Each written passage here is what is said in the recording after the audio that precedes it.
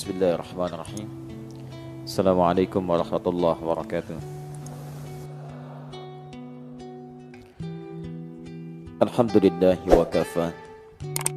Wassalatu wassalamu ala rasulillahil mustafa wa ala alihi wa sahbihi wa man wafa. Amma ba'd. Faya ibadallah, usi nafsi wa iyyakum bitaqwallahi faqad fazal muttaqun. Fala tamutunna illa wa antum muslimun. Faqala ta'ala, ya ayyuhalladzina amanu taqullaha haqqa tuqatih wa la tamutunna illa wa antum muslimun. Saudara-saudariku dan pemirsa Akhir TV dimanapun Anda berada, alhamdulillah hari ini di antara sekian nikmat yang Allah anugerahkan kepada kita, tidak ada nikmat yang paling indah, yang paling membahagiakan, yang paling membuat hati kita tentram kecuali saat kita merasakan nikmat dalam beribadah kepada Allah Subhanahu wa taala. Saya dari sejak beranjak ke masjid ini melihat dan merenungkan serta membayangkan suasana pertama kali saya berangkat ke Tripoli. Saya duga hanya di Tripoli ada orang semangat menunaikan sholat sampai ke jalan, sampai bahkan di trotoar-trotoar. Tapi hari ini ternyata saya lebih melihat daripada itu. Kita bahkan merindukan momentum seperti ini, sampai orang berdesak menunaikan sholat maghrib sampai dengan 2 bagian. Saya tidak dapat mengungkapkan apapun di hadapan Allah Subhanahu wa taala, kecuali saya bermohon pada Allah Subhanahu wa taala, semoga Allah selalu menjaga kekuatan iman kita semua ini dalam setiap kesempatan, dan semoga itu pertanda terbaik yang mengirimkan sinyal pada dunia bahwa kebangkitan Islam dan cahaya Islam akan mulai tampak dari bumi pertiwi ini, insyaallah. Teman-teman, semoga Allah menerima solat yang telah kita tunaikan, karena tidak ada faidahnya solat semangat tapi tidak diterima oleh Allah Subhanahu wa taala. Dan di antara ciri ibadah yang diterima, terkhusus salat, adalah nampak dari faidah-faidah ibadah itu tersanding setelah menunaikan amalan tuntas dikerjakan, seperti tersebut dalam Al-Quran. Di antara ciri ibadah diterima, ternyata salah satunya adalah nampak perubahan-perubahan karakter yang diistilahkan oleh Nabi dengan nama akhlak, yang mengiringi proses keberhasilan ibadahnya. Kita baru tuntas mengerjakan solat. Di antara ukuran keberhasilan solat itu ada di Quran surah ke-29 ayat ke-45. Utlu ma uhya ilaika minal kitab. Sebelum solat, silahkan Anda baca dulu, pelajari dulu, pahami dulu segala yang diwahyukan pada Nabi kita Muhammad sallallahu alaihi wasallam, tertuang ketentuannya dalam Al-Quran, penjelasannya dalam sunnah Nabi sallallahu alaihi wasallam. Wa aqimis salah, dan tunaikan salat dengan benar. Innas salata tanha 'anil fahsya'i wal munkar. Sungguh salat itu bila benar ditunaikan sesuai ketentuannya, sesuai tuntunan nabinya, maka ia pasti akan melahirkan sifat-sifat kebaikan. Teman-teman, sifat kebaikan inilah kemudian yang disebut oleh Nabi SAW dengan nama akhlak. Jadi kalau orang salatnya baik, akhlaknya pasti baik. Orang salatnya baik terbebas dari 2 sumber keburukan. Jadi kalau ada seseorang tidak baik, sifat dan sikapnya itu tidak ada yang ketiga, hanya 2. Kalau bukan fahsya, itu pasti mungkar. Fahsya, keburukan yang bersumber dari syahwat. Maaf, pornografi fahsya, porno aksi fahsya, kata-kata jorok fahsya, LGBT fahsya. Jadi mustahil ada orang yang salat tapi masih berbuat fahsya, mustahil. Saya sering katakan pada Anda hampir dalam setiap kesempatan, kalau ada orang tidak salat, kata-katanya kotor, dia tidak salat. Tapi kalau Anda salat, kata-kata Anda masih kotor, ada yang salah dalam salat Anda. Anda salat, lisan memang tidak kotor, tapi tulisan kanannya, tulisan tangannya masih kotor. Saya sering katakan, maaf, jemari yang tahiyat telunjuk yang mengerjakan tahiyat tidak akan pernah tergerak untuk berbuat maksiat. Sama, lisan memang tidak berkata kotor, tangan tidak mengerjakan yang kotor, tapi pandangan hobi melihat yang tidak baik. Sama, ada yang salah dalam salatnya. Demikian pula mungkar. Mungkar perbuatan yang diingkari oleh hati.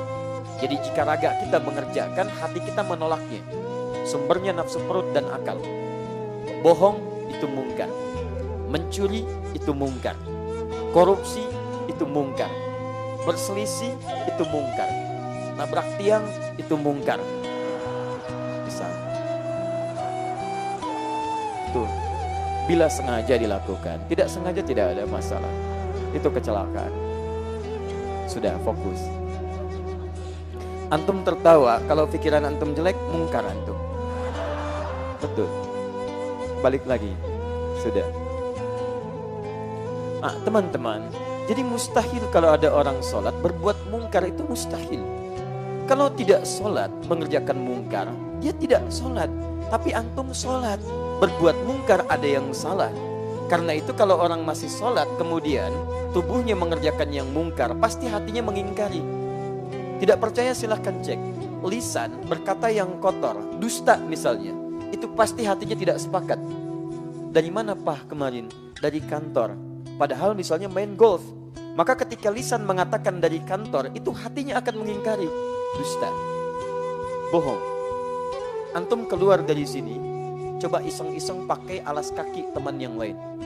Pakai sendal orang lain. Begitu antum kenakan, hati Anda akan menolaknya. Itu bukan punya kamu. Tinggalkan, ganti. Kembalikan pada milikmu. Itu mungkar. Jadi secara sederhana, seorang yang benar ibadahnya berhasil diterima oleh Allah, maka salah satu ukurannya adalah jika ada akhlak melekat dalam setiap perilakunya. Untuk itulah pada malam ini penting kita bahas apa esensi akhlak itu, apa hakikat dari akhlak itu, apa definisi akhlak itu.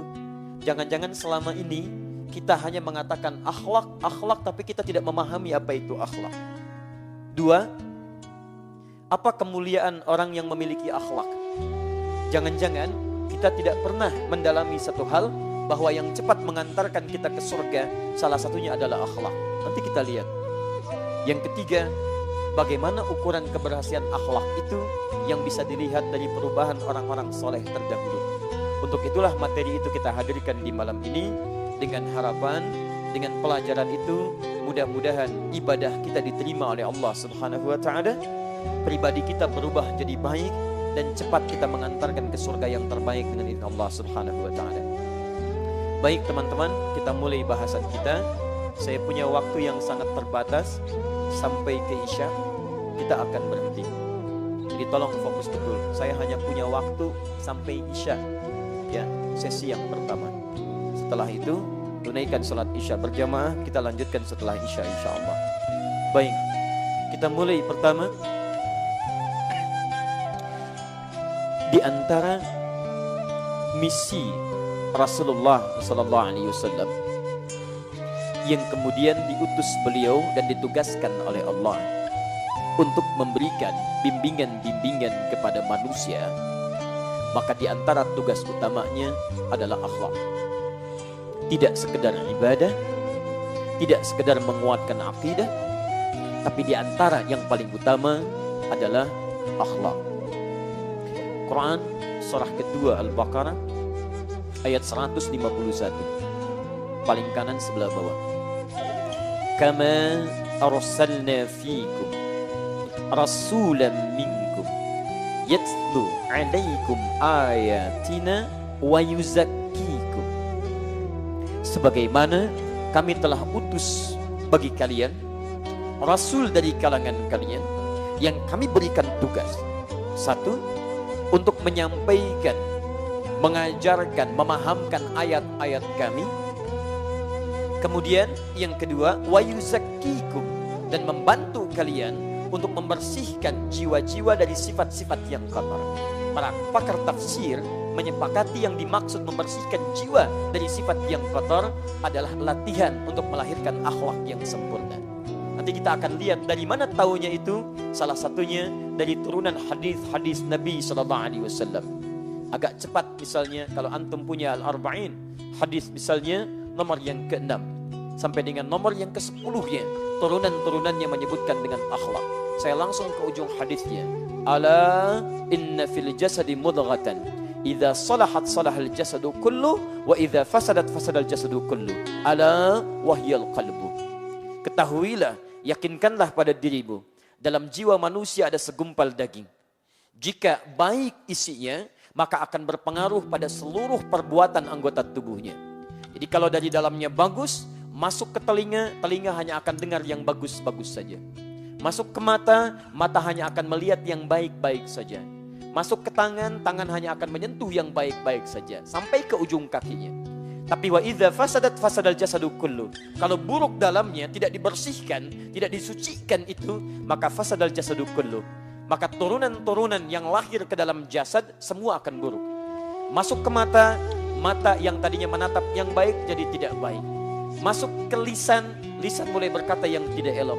Masuk ke telinga, mulai mendengar pada yang tidak baik. Yang baik tertutup. Wa fi adhanihim waqra. Quran surah ke-6 ayat ke-25. Yang tidak baik cepat masuk ke mata, yang baik-baik tertutup. Quran surah kedua ayat yang ke-7.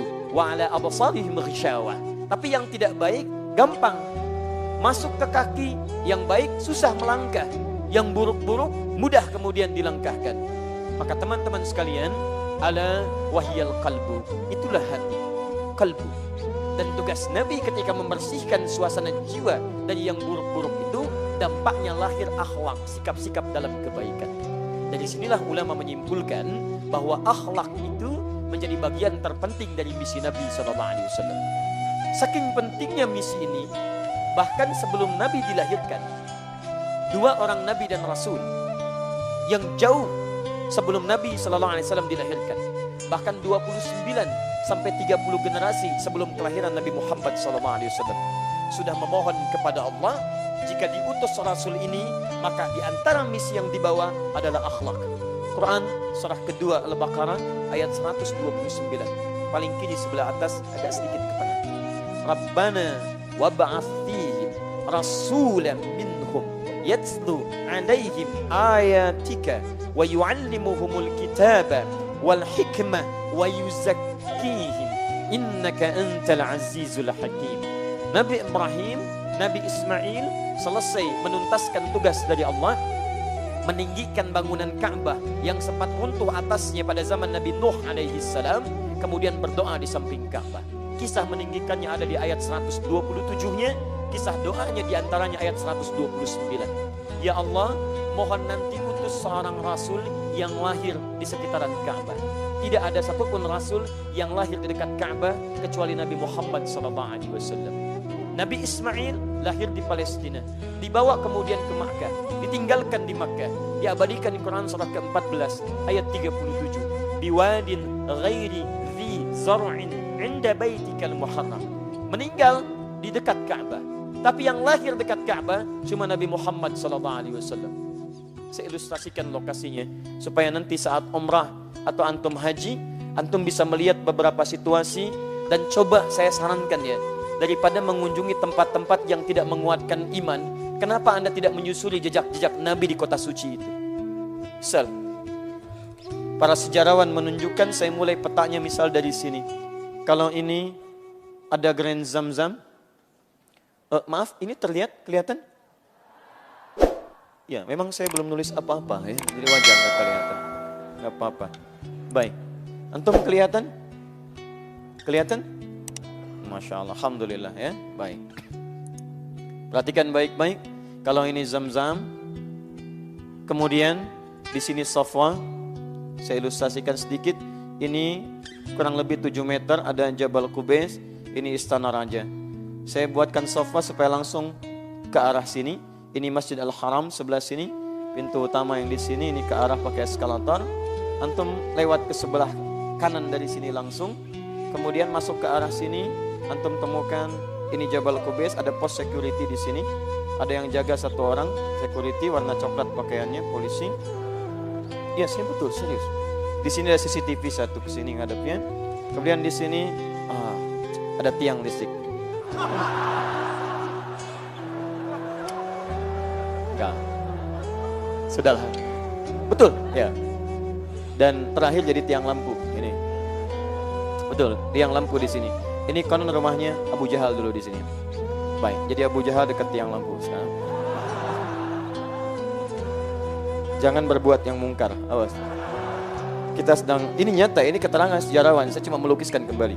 Kemudian ke sebelah sini, teman-teman sekalian, ini kurang lebih ada 100 meter, ini tempat ngambil air zam-zam yang menggunakan jerigen. Jadi kalau Anda kehausan atau ingin bawa zam-zam agak banyak ke hotel, antum jangan ngambil dekat-dekat masjid. Ke sebelah sini, di sini ada keran-keran, tinggal antum pasangkan selangnya, beli jerigen, di sini dijual sekitar 5 real yang kecil-kecil.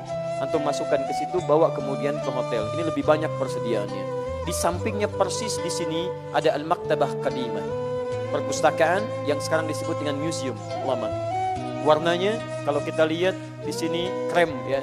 Antum temukan bangunan ini diduga sebagai tempat dilahirkannya Nabi sallallahu alaihi wasallam.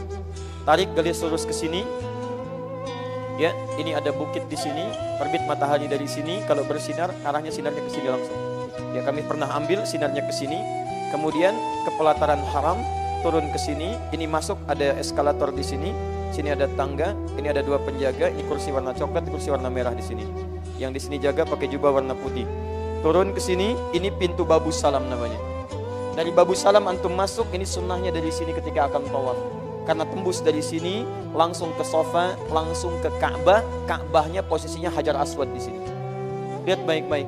Nabi Ibrahim, Nabi Ismail alaihi wassalam berdoa kepada Allah, moga dilahirkan seorang Rasul yang lahirnya dekat Ka'bah. Tidak ada satupun Nabi dan Rasul lahir dekat Ka'bah kecuali Nabi Muhammad SAW. Dan setelah beliau meninggikan bangunan Ka'bah itu, berdoa langsung di samping Ka'bah, bukan sekedar mengharapkan Nabi lahir, tapi menunjuk langsung misi-misi kerasulannya. Di antaranya akhlak wa yuzakkihim. Kapan doa itu dipanjatkan? 29 generasi sebelum kelahiran Nabi Muhammad SAW. Sampai ke Nabi Ismail. Muhammad sallallahu alaihi wasallam bin Abdullah bin Abdul Muttalib bin Hashim bin Abdul Manaf bin Qusay bin Murrah bin Kilab bin Ka'ab bin Ghalib bin Fihr bin Malik bin Nadar bin Kinana bin Khuzaimah bin Mudrikah bin Ilyas alaihi salam bin Nizar bin Mudar bin Ma'ad bin Adnan bin Addi bin Adri bin Muqawwam bin Nahur bin Tarikh bin Ya'rub bin Yasjub bin Nabit bin Ismail alaihi salam bin Ibrahim alaihi salam. 30 generasi sampai Nabi Ibrahim alaihi salam. Anda bisa bayangkan, kalau akhlak tidak penting, mustahil 2 nabi ini mendoakannya. Kalau tidak penting. Dan kalaulah itu kemudian, sekalipun didoakan 2 nabi dan bukan menjadi misi utama, mustahil Allah mengabulkannya. Dan hebatnya, 4 dimohonkan, 5 yang dikabulkan. Mintanya 4, yatlu alaihim ayatika. 1, wa yu'allimukumul kitab. 2, wa yu'allimukumul kitab wal hikmah. 3, wa yuzakkihim. 4, innaka antal azizul hakim. 4 permintaan dikabulkan jadi 5. Kama arsalna fikum rasulan minkum. Sebagaimana kami telah utus sekarang seorang rasul dari kalangan kalian. Dikabulkan pada masa Nabi Muhammad SAW. Yatlu alaikum ayatina. 1, wa yuzakkikum. 2, wa yu'allimukumul kitaba. 3, wal hikmah. 4, wa yu'allimukum ma lam takunu ta'lamun. 5, keutamaan Nabi Muhammad SAW. Nabi berdoa 4, dikabulkan 5. Nabi Musa, antum kenal Nabi Musa?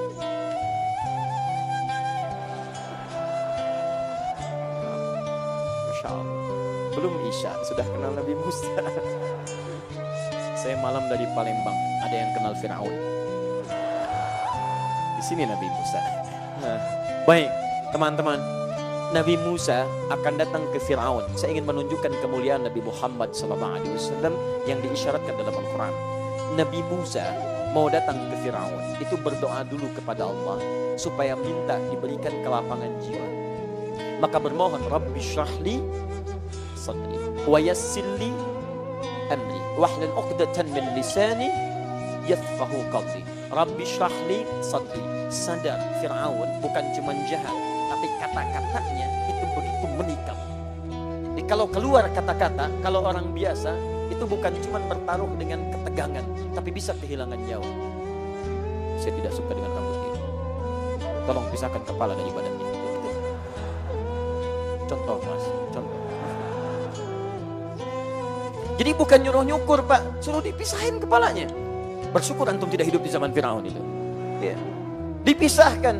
Nah ini kalau kalimat-kalimat Firaun datang Musa sampai mencela, kalau Musanya tidak sabar, itu bisa bahaya. Cukup bagi Nabi Musa berdoa kepada Allah dan dikabulkan doanya. Ya Allah, ini manusia paling menyebalkan semuka bumi. Tolong wafatkan sekarang. Wafatkan, begitu minta diwafatkan, selesai dakwah. Cuman tidak ada contoh bagi kita sampai hari ini tentang orang durhaka yang paling dahsyat di muka bumi. Nah, teman-teman sekalian, karena itulah Nabi Musa bermohon kepada Allah supaya hatinya dilapangkan. Rabbi shrahli sadri wa yassirli amri. Nabi Musa meminta, Allah mengabulkan. Nabi Muhammad SAW tidak meminta, Allah langsung memberikan. Nabi Musa minta Rabbi shrahli sadri. Nabi Muhammad, alam nashrah laka sadrak. Rabbi shrahli sadri, alam nashrah laka sadrak. Nabi Musa minta wa yassirli amri, mudahkan urusanku. Nabi Muhammad SAW, wa nuyassiruka lil yusra. Maka kamu akan bimbing, kami akan bimbing engkau semudah-mudahnya dalam jalan dakwah. Musa dilempar dengan kata-kata oleh Firaun, memohon kepada Allah. Nabi Muhammad dilempar dengan batu oleh orang Taif, masih berdoa kepada Allah. Doanya bukan minta azab. Ya Rabb, ilahi, ila man takiluni, a ila qaribin yu'zini, am ila ba'idin yu'limuni. Fa ana radin ya Rabbi, ma lam taghdab ilayya, la hawla wa la quwwata illa billah. Ya Rabb, saya tidak tahu setelah ini kemana lagi engkau antarkan aku menyampaikan risalah. Akankah ke tempat yang dekat dan aku akan dilempari lagi, atau ke tempat yang jauh dan aku kemudian akan disakiti kembali? Saya ridha dengan itu semua ya Rabb. Saya menerima sepanjang engkau tidak marah kepada saya. La haula wa la quwwata illa billah. Dan memohon kepada Allah, mohon jangan hukum penduduk Taif ya Rabb. Dan saya mohon keluarkan nanti dari Taif ini pria-pria, wanita-wanita, pemuda-pemuda, anak-anak yang beriman kepadamu ya Rabbal Alamin, mengucapkan asyhadu an la ilaha illallah wa asyhadu anna Muhammad Rasulullah. Muhammad sallallahu alaihi wasallam, kemuliaannya diisyaratkan oleh Al-Quran, misinya disebutkan oleh dua nabi, dan akhlaknya dimintakan oleh dua nabi sekaligus untuk dibawa disampaikan pada umatnya. Kalau akhlak tidak penting, mustahil dua nabi memohonkannya. Kalau akhlak tidak penting, mustahil Allah mengabulkannya. Dan kalau akhlak tidak penting, mustahil urutannya bisa ditukar. Nabi Ibrahim, Nabi Ismail minta akhlak urutan nomor 4. Setelah Al-Quran, kemudian hadis, kemudian hikmah, kemudian akhlak. Tapi Allah berkehendak lain. Dikabulkan akhlak menempati urutan nomor 2 setelah Al-Quran. Kama arsalna fiikum rasulan minkum yatlu alaikum ayatina Al-Quran wa yuzakkikum akhlak. Teman-teman sekalian, ini menunjukkan ada keistimewaan dalam akhlak. 1. 2. Apa pentingnya akhlak itu? Dengan itu semua banyak dilukiskan esensinya dalam Al-Quran. Ternyata 1, maaf, mohon izin, disebutkan dalam isyarat Nabi SAW bahwa akhlak diantara keutamaannya, Al-Bukhari nomor hadis 3549. Perhatikan baik-baik kalimatnya. Inna min ahabbakum ilayya ahsanukum khuluqa. Sungguh di antara yang paling dicintai olehku di antara kalian umatku adalah orang yang terbaik akhlaknya. 1. Akhlak disebut oleh Nabi SAW di antara ciri umat yang sangat dicintai oleh Nabi SAW. Keistimewaan akhlak dapat meraih cinta Nabi. Sudah pasti orang yang dicintai oleh Nabi SAW pasti dicintai oleh Allah Subhanahu Wa Taala. Jika dia mengikuti isyarat dan tuntunan Nabi SAW, itu syarat utamanya. Dalilnya Quran surah ketiga ayat 31, paling kiri sebelah atas. Qul in kuntum tuhibbunallaha fattabi'uni. Katakan, Muhammad, jika kalian serius mencintai Allah, maka buktikan cinta itu dengan mengikuti aku. Ikuti tuntunan Nabi. Siapa yang paling baik disifati oleh Nabi dalam mengikuti tuntunan Nabi? Kata Nabi, ahsanukum khuluqa, yang paling baik akhlaknya. Jadi Anda kalau merasa pengikut Nabi, merasa mencintai Nabi, merasa mengikuti sunnah Nabi, tidak sekedar mengikuti Nabi dalam ibadahnya, salatnya ikut Nabi, puasanya ikut Nabi, baca Al-Qurannya ikut Nabi, tapi akhlaknya jauh dari Nabi SAW, Anda tidak mendapatkan cinta Nabi SAW. Jika seseorang mengikuti Nabi, mendapatkan cinta Nabi, maka apa kata Al-Quran? Yuhibbukumullah, maka Allah akan cintai Anda.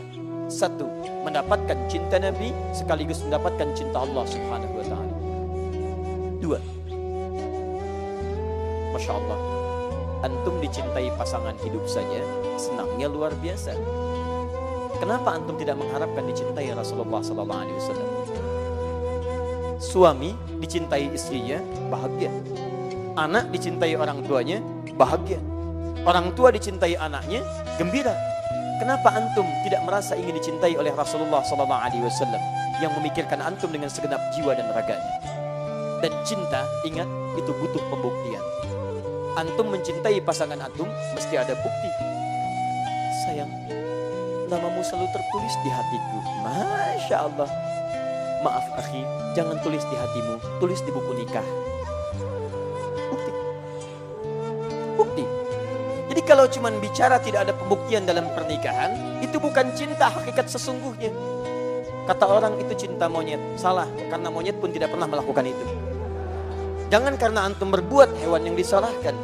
Ya, awas, hati-hati. Yang mengerjakan manusia, kenapa yang disalahkan kambing hitam? Yang keluyuran malam-malam perempuan disalahkan kupu-kupu. Yang nyari-nyari laki-laki disalahkan kelinci dan sebagainya. Buaya lagi, ya. Ini. Jadi Anda mengatakan saya cinta Nabi, saya ikut sunnah, saya cinta Nabi. Mana buktinya?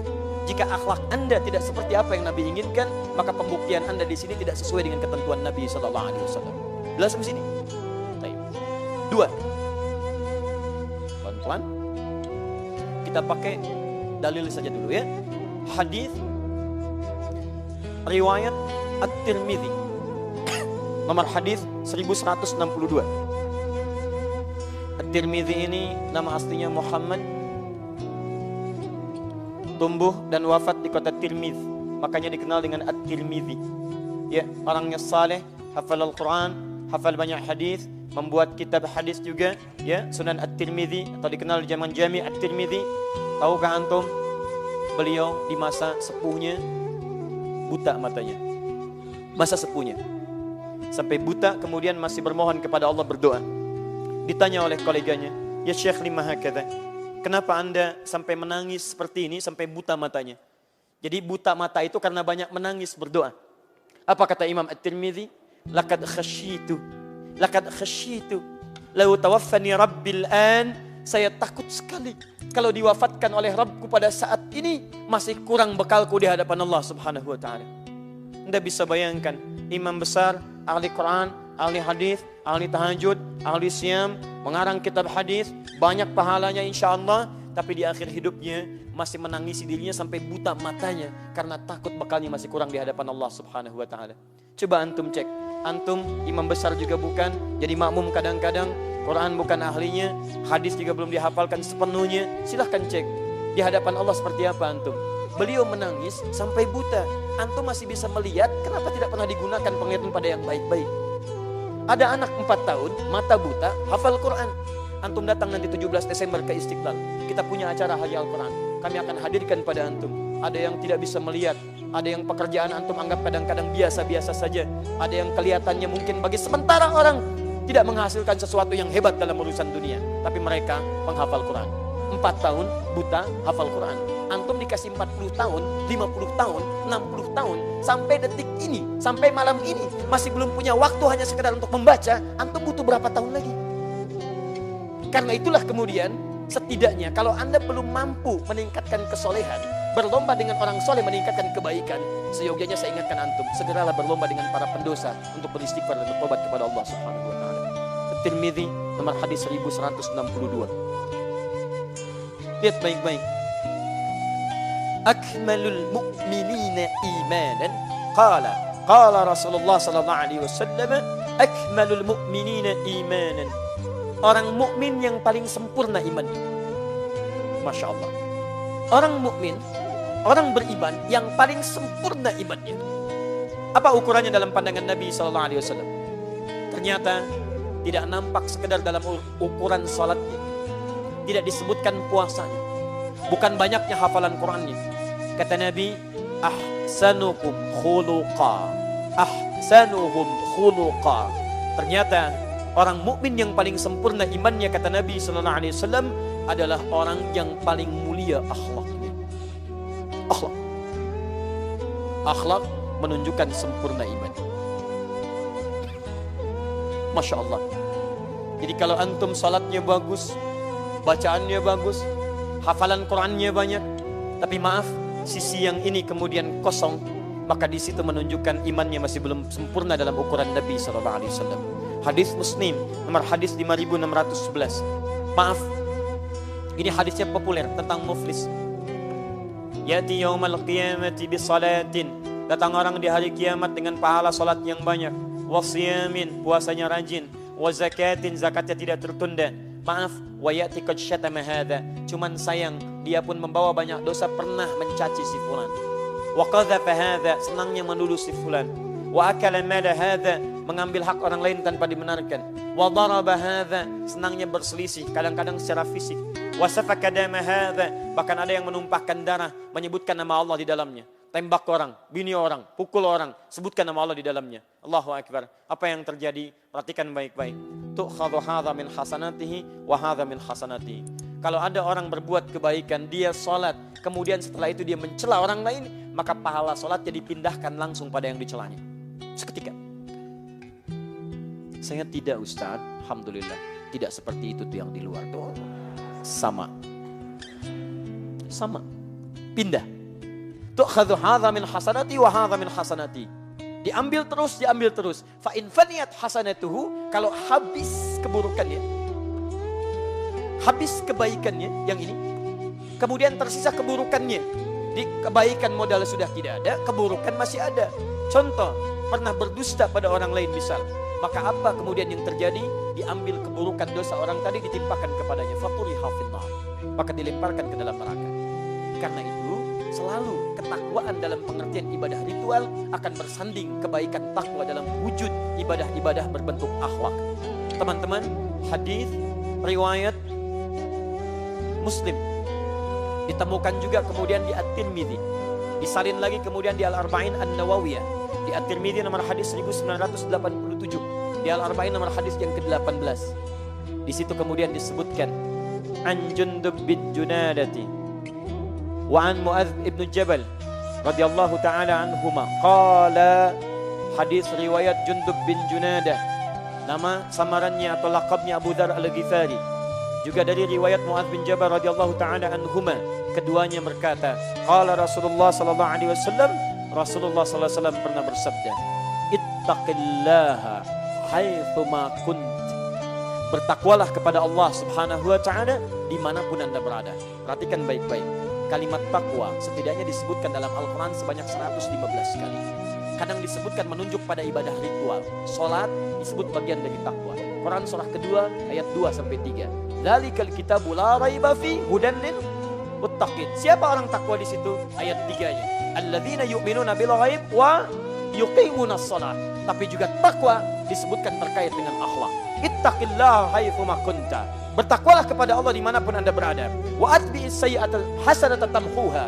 Dan ikuti keburukan dengan kebaikan, maka kebaikan itu akan menghapus keburukan yang dikerjakan. Apa rahasianya? Teman-teman, yang terakhir, wa khaliqin nasa bi khuluqin hasanin.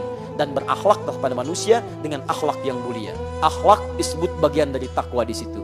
Saya akan buka rahasia kepada Anda. Ternyata periwayat hadis ini, salah satu di antara keduanya asalnya adalah perampok. Akhlaknya buruk, luar biasa jahatnya. Tapi setelah belajar dari Nabi bisa berubah. Siapa dia? Bagaimana perubahannya saat dia hijrah? Kita akan lanjutkan setelah menunaikan salat Isya berjamaah insyaallah. Subhanakallahumma bihamdika asyhadu an la ilaha illa anta astaghfiruka wa atubu ilaik. Wa akhiru da'wana alhamdulillahi rabbil alamin. Wa'afu minkum. Assalamualaikum warahmatullahi wabarakatuh.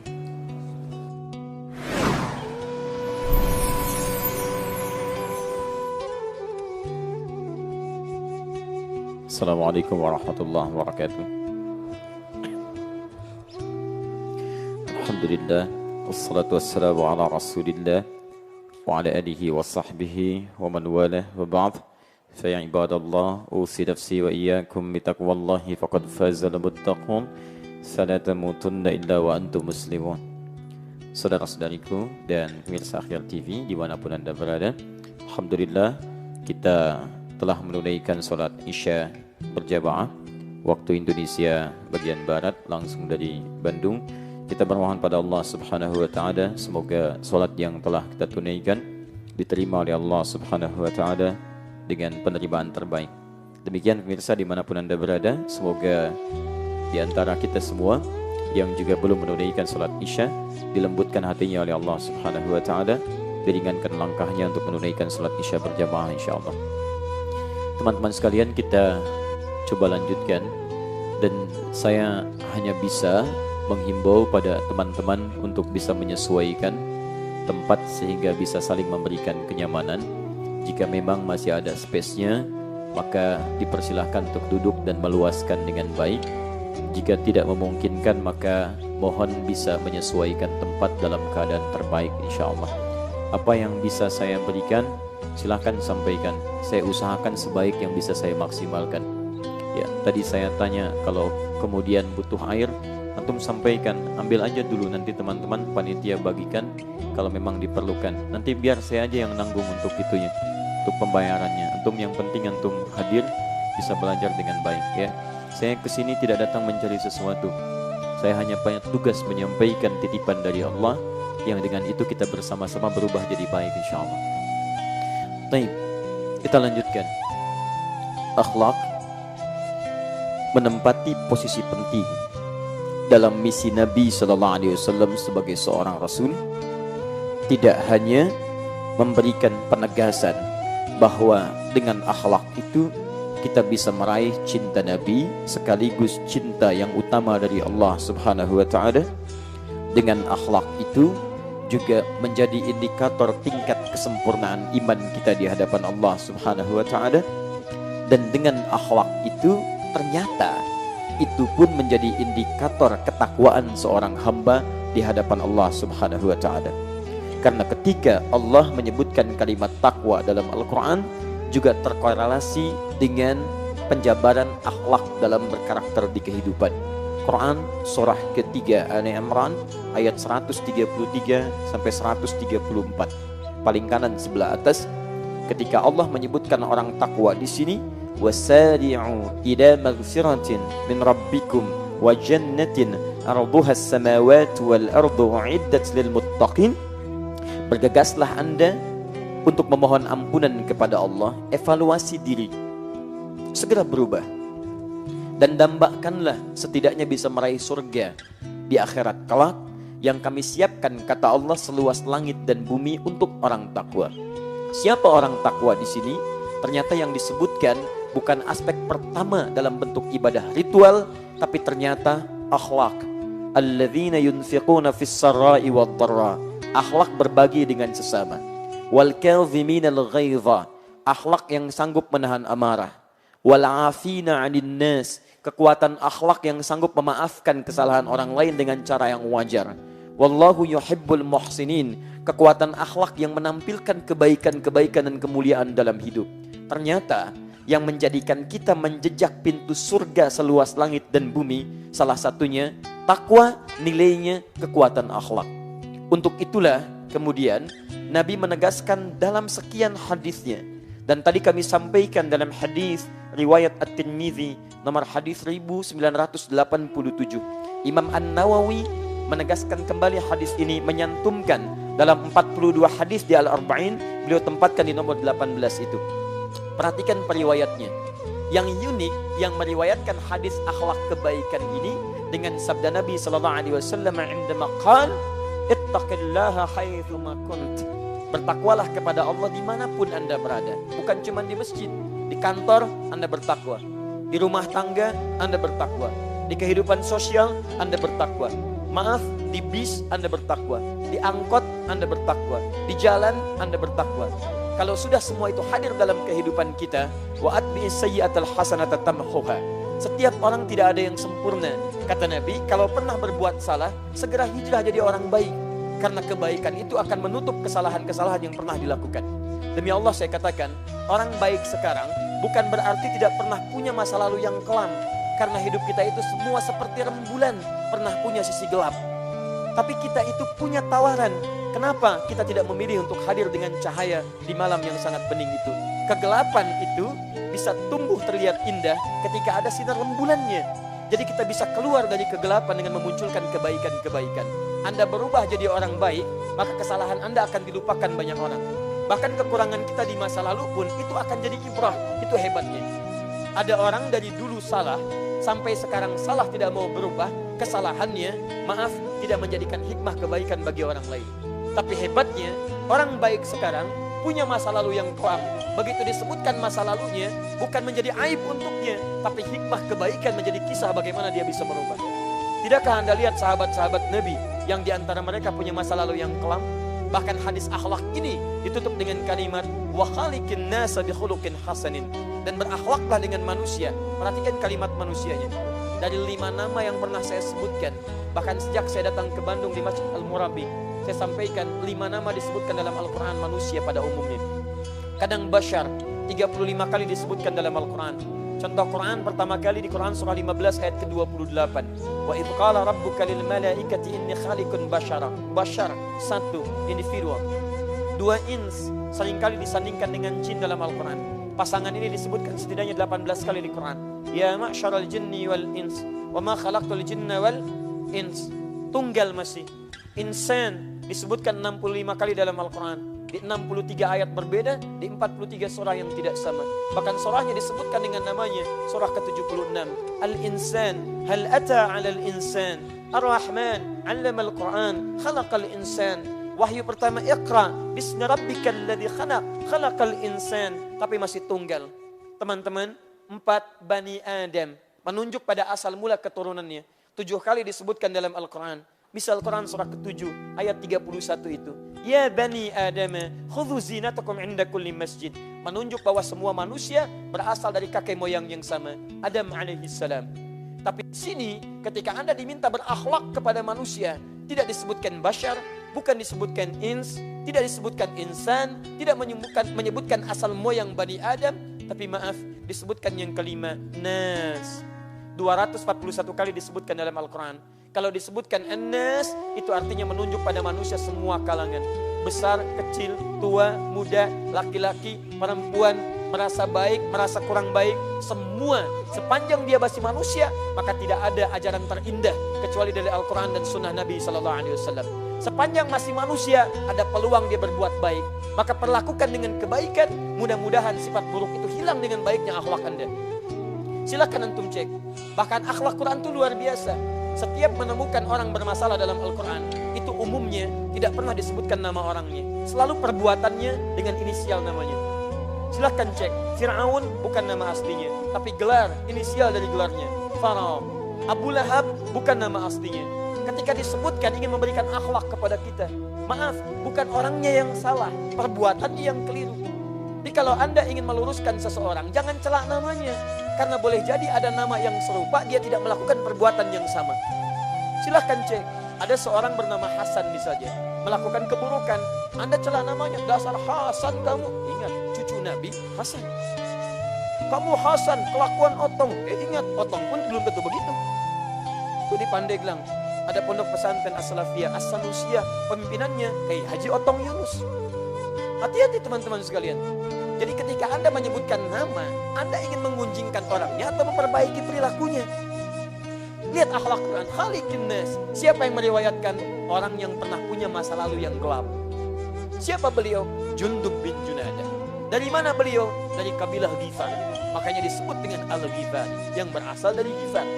Saya pernah tunjukkan kepada Anda rumus dalam bahasa Arab.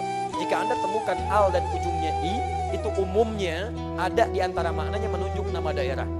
Al-Bukhari dari Bukhara, nama aslinya Muhammad, bapaknya Ismail, kakeknya Ibrahim, kakek buyutnya Al-Mughirah, eyang buyutnya Al-Bardizbah, tinggal di kecamatan Ju'fa, Kabupaten Bukhara, Provinsi Khorasan, negara Uzbekistan sekarang.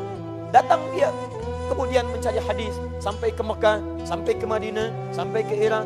Dia katakan, ana al-Bukhari, saya dari Bukhara. Syekh Nawawi dari Banten, Al-Bantani.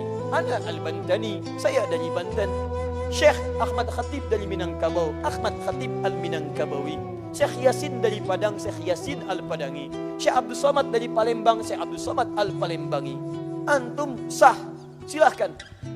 Siapa namanya? Saya Sandi. Dari mana? Trans Studio. Boleh, ana Sandi at Trans Studio I.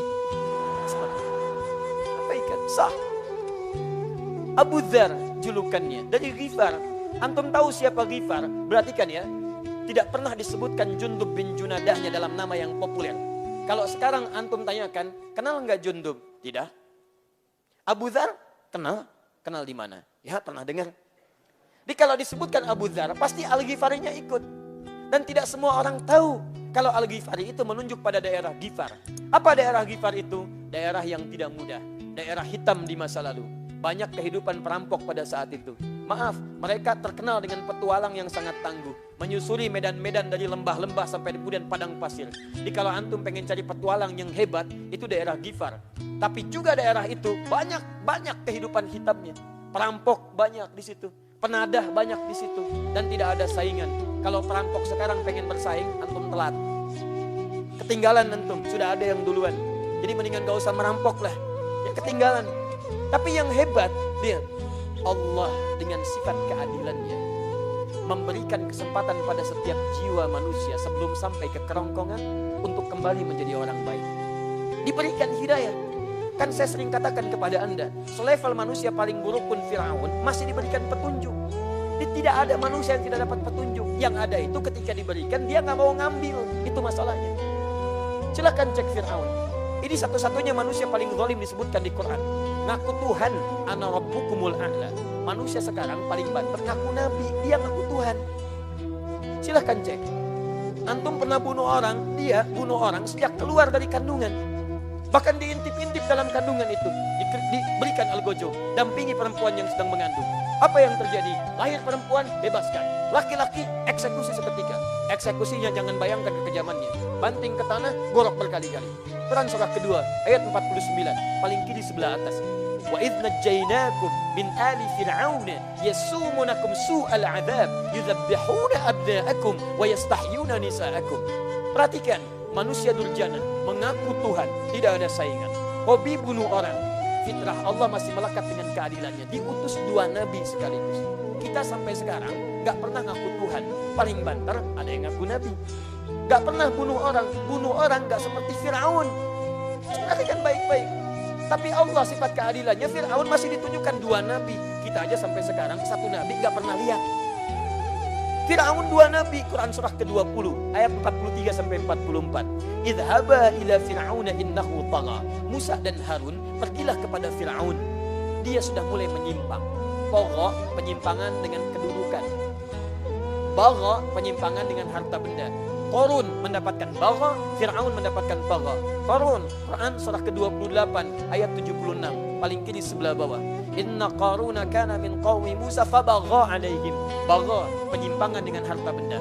Pengusaha gelap bertemu dengan penguasa yang sangat zalim. Firaun penyimpangan dengan kedudukan, tapi dua-duanya masih mendapatkan hidayah dari Allah Subhanahu wa taala. Bahkan hebatnya, perhatikan akhlak. Faqula lahu qawlan layyina la'allahu yatadhakkaru aw yakhsha. Perhatikan akhlak Quran. Ini 2 nabi diperintahkan berdakwah pada manusia paling zalim. Kalimat Qurannya mengatakan, katakan dengan lembut. Dakwahi dengan lembut. Akhlak. Boleh jadi dengan kelembutan itu dia mulai sadar dan mulai takut kepada Allah Subhanahu wa taala. 2 orang nabi berdakwah pada manusia paling zalim di muka bumi, diperintahkan oleh Allah, katakan dengan lembut. Antum nabi bukan, rasul bukan. Baiknya antum tidak sebaik Harun, solehnya antum tidak sesoleh Musa. Antum berdakwah kepada orang yang bukan Firaun. Kenapa antum kasar? Teman antum tuh bukan Firaun. Dan antum bukan Musa. Ya, akhi, tidak usahlah menasihati saya. Antum kan bukan Musa, tapi antum kan bukan Firaun. Tuh. Kenapa kita mesti saling berselisih dan mencela? Quran mengajarkan kita saling mencinta, bukan mencela. Quran mengajak kita saling merangkul, bukan memukul. Tapi hujah dari ayat itu, setiap orang punya kesempatan untuk kembali. Jadi kalau Anda pernah punya kedudukan dan menyimpang, ayo kembali. Kalau mempertahankan penyimpangan, antum telat keduluan oleh Firaun. Sama, Anda kaya, gak usah sombong. Karena pernah ada yang kaya dan sombong, namanya Korun. Dan kekayaannya lebih banyak dibandingkan Anda. Sampai sekarang masih dicari hartanya. Mau kemana mas? Samudra Hindia. Cari apa? Harta Korun. Masih dicari sama dia. Harta antum dulu gak ada yang kenal, masa depan gak ada yang ingat. Terus antum pengen ikutan sombong, telat. Telat dan keterlaluan. Karena harta Anda tidak sebanyak dengan hartanya Korun. Tapi maaf, Korun tidak mau berubah, Fir'aun tidak mau berubah. Itu dikisahkan pada kita supaya kita tidak menirunya. Dibacalah oleh sahabat bernama Jundub bin Junadah dari Ghifar itu. Tinggal di lingkungan yang penuh dengan gelapnya kehidupan dan hitamnya perlakuan. Tapi hidayah Allah sampai dalam jiwa. Apa yang terjadi? Dia mendengar informasi ada Nabi. Mendatangi Nabi di Makkah Al-Mukarramah. Termasuk orang yang pertama nanti masuk Islam. Singkatnya datang pada Nabi. Pertama melihat Nabi, konfirmasi ajarannya, bertanya kemuliaannya, melihat lembut kata-katanya, melihat akhlaknya, mengatakan asyhadu an la ilaha illallah wa asyhadu anna Muhammadar Rasulullah. Orang kelima atau keenam yang masuk Islam dari 40 orang disebut dengan as-sabiqunal awwalun. Kata beliau, apa perintahmu ya Rasulullah? Kata Nabi, kembali ke Ghifar sampai tiba perintahku nanti di Ghifar. Kata Jundub bin Junadah, tabiatnya muncul, kerasnya muncul, tapi kerasnya berubah jadi ketegasan. Kata Jundub bin Junadah yang saat itu berubah jadi Abu Dzar Al-Ghifari, wallahilladzi nafsi biyadi, demi Allah bima makna, yang jiwaku berada di tangannya, ya Rasulullah, saya tidak akan kembali ke Ghifar sampai saya mengatakan kalimat syahadat di depan Ka'bah. Saat tidak ada orang yang berani untuk mengatakannya, beliau datang ke situ dengan mengatakan, hei saksikan penduduk-penduduk Mekah, hei asyhadu an la ilaha illallah wa asyhadu anna Muhammadar Rasulullah.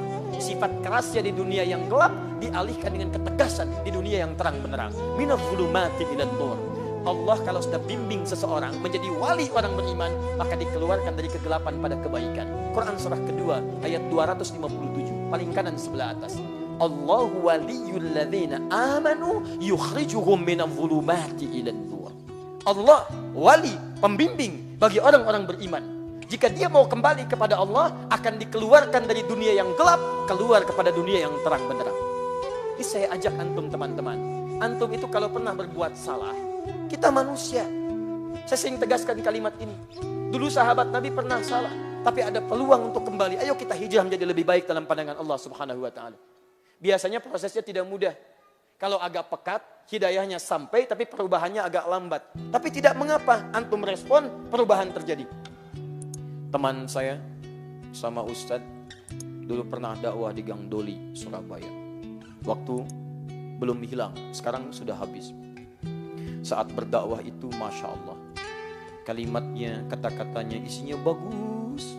Sampai umumnya mereka mendapatkan suasana hati yang berubah, sampai ada yang terharu menangis. Setelah itu datang seseorang yang terharu tadi kepada Ustadz, dimaksud mengatakan, Ustadz, terima kasih telah memberikan pencerahan. Saya banyak ada perubahan dari ceramah Ustaz. Untuk Ustaz, saya berikan diskon 50%. Oh, Masya Allah, diskon. Kadang-kadang. Nah ini perubahannya ada. Cuman kalau terlampau banyak keburukan dikerjakan, kadang-kadang butuh proses. Diskon. Dah, balik ke sini. Tapi artinya jiwa kebaikannya masih ada. Setiap kita itu bisa berubah. Maaf teman-teman yang perempuan pernah terjebak dalam hal-hal yang buruk. Ayo teman-teman, mau di Perancis, mau di Alexis, mau di mana-mana, ayo kita ajak. Barangkali itu jalan dari Allah. Kalau Allah tidak sayang, nggak akan ada itu yang demikian. Tapi saking sayangnya Allah, dikirimkan seorang muslim hanya dengan selembar surat, ditutup itu semua. Itu tanda dari Allah, sinyal. Saya tunjukkan pada Anda, Allah masih mencintai Anda. Makanya ditutup peluang itu. Tidakkah Anda pernah dengar ada kisah seorang perempuan demikian? Kemudian dia bertobat setelah melihat anjing kehausan. Kemudian dia berikan air. Setelah dia berikan air dengan penuh ketulusannya, dia melihat anjing itu berubah. Anjing saja yang najis, anjing saja yang hina mendapatkan air, berubah semangatnya. Kenapa saya yang tidak sehina anjing kemudian tidak berubah jadi lebih baik? Bertobat dia di hadapan Allah, kembali pada kebaikan, memberikan dengan keikhlasan, maka dakhalal jannah, masuk surga. Anda masih punya kesempatan. Allah sentuh Anda dengan nuansa kebaikan. Kalau sinyal itu tidak ditangkap, maka tidak sulit kemudian kita dan tidak mudah akan menemukan jalan-jalan untuk kembali lagi. Karena itu, mari kita kembalikan teman-teman sekalian, akhlak ukurannya dan keistimewaannya bisa menunjukkan indikasi iman dan juga menunjukkan tingkat ketakwaan seseorang. Sekarang persoalannya, satu, apa itu takwa? Dan yang kedua, bagaimana kemudian kita bertakwa? Dan yang ketiga, apa indikasi keberhasilan takwa kita setelah berusaha meningkatkannya? Inilah inti pembahasan materi kita. Jadi sampai di sini kita baru mukaddimah, ya. Kita mulai bahasannya. Sabar. Sampai jam berapa kita? Masya Allah. 10 ya, silahkan. Sampai jam 11 boleh. Saya jam 9 pulang. Saya mau ke Kota Baru. Saya baru landing dari Palembang tadi pagi ya, langsung ke Soreang. Masya Allah. Dari Soreang langsung ke sini. Nanti besok kita fikih ikhtilaf di Kota Baru Parahyangan. Antum mau itikaf di sini nggak apa-apa. Saya pulang jam 9. Baik. Teruskan dulu sebentar. Alhamdulillah malam ini ada kebaikan. Saya tadi di lift bersamaan. Ada yang dari Makassar juga terbang ke sini, bergabung dengan kita pada hari ini. Coba nanti dicek ya, teman-teman panitia. Satu orang tadi bertemu saya di lift, temukan temannya, saya ganti tiketnya sampai pulang insya Allah. Bismillah, kita teruskan. Yang dari Cimahi nggak pakai tiket, ayo pulang aja ya. pulang aja ya. Baik. Ketua DKM mohon maaf ya. Baik. Teruskan. Satu, apa itu akhlak? Bismillah. Akhlak secara singkat adalah kemuliaan atau sikap baik yang dilahirkan dari proses ibadah.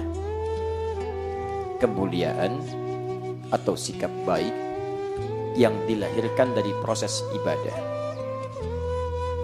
Kata Imam Al-Ghazali, kalau latihan ibadah ini jadi baik dan semangatnya meningkat, maka akhlak yang muncul dalam jiwa itu seperti otomatis nantinya. Nanti saya berikan contoh. Baik, saya teruskan dulu. Jadi akhlak, definisi atau pengertiannya adalah kemuliaan atau sikap baik yang lahir dari proses ibadah. Pengertian ini penting saya batasi untuk membedakan akhlak dengan adab.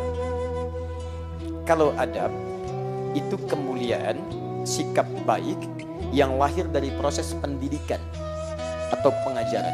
Diajarkan bisa punya adab. Orang punya adab belum tentu punya akhlak. Tapi orang punya akhlak pasti punya adab. Tolong catat baik-baik ya. Orang yang belajar akan dapat adab. Tapi kalau tidak ibadah, tidak mungkin dapat akhlak. Contoh. Maaf. Jangankan orang beriman. Yang tidak beriman pun berpeluang punya adab. Di Amerika bisa beradab. Di Jepang bisa beradab. Bahkan mungkin lebih beradab dibandingkan beberapa tempat yang di situ banyak muslimnya. Disiplin bagian dari adab. Kerja keras bagian dari adab. Kejujuran bagian dari adab. Silahkan cek, antum ke Jepang begitu disiplin. Naik kereta datang lebih cepat 20 detik. Harusnya bahagia. Perusahaannya minta maaf. Maaf Pak, kami datang kecepatan katanya 20 detik.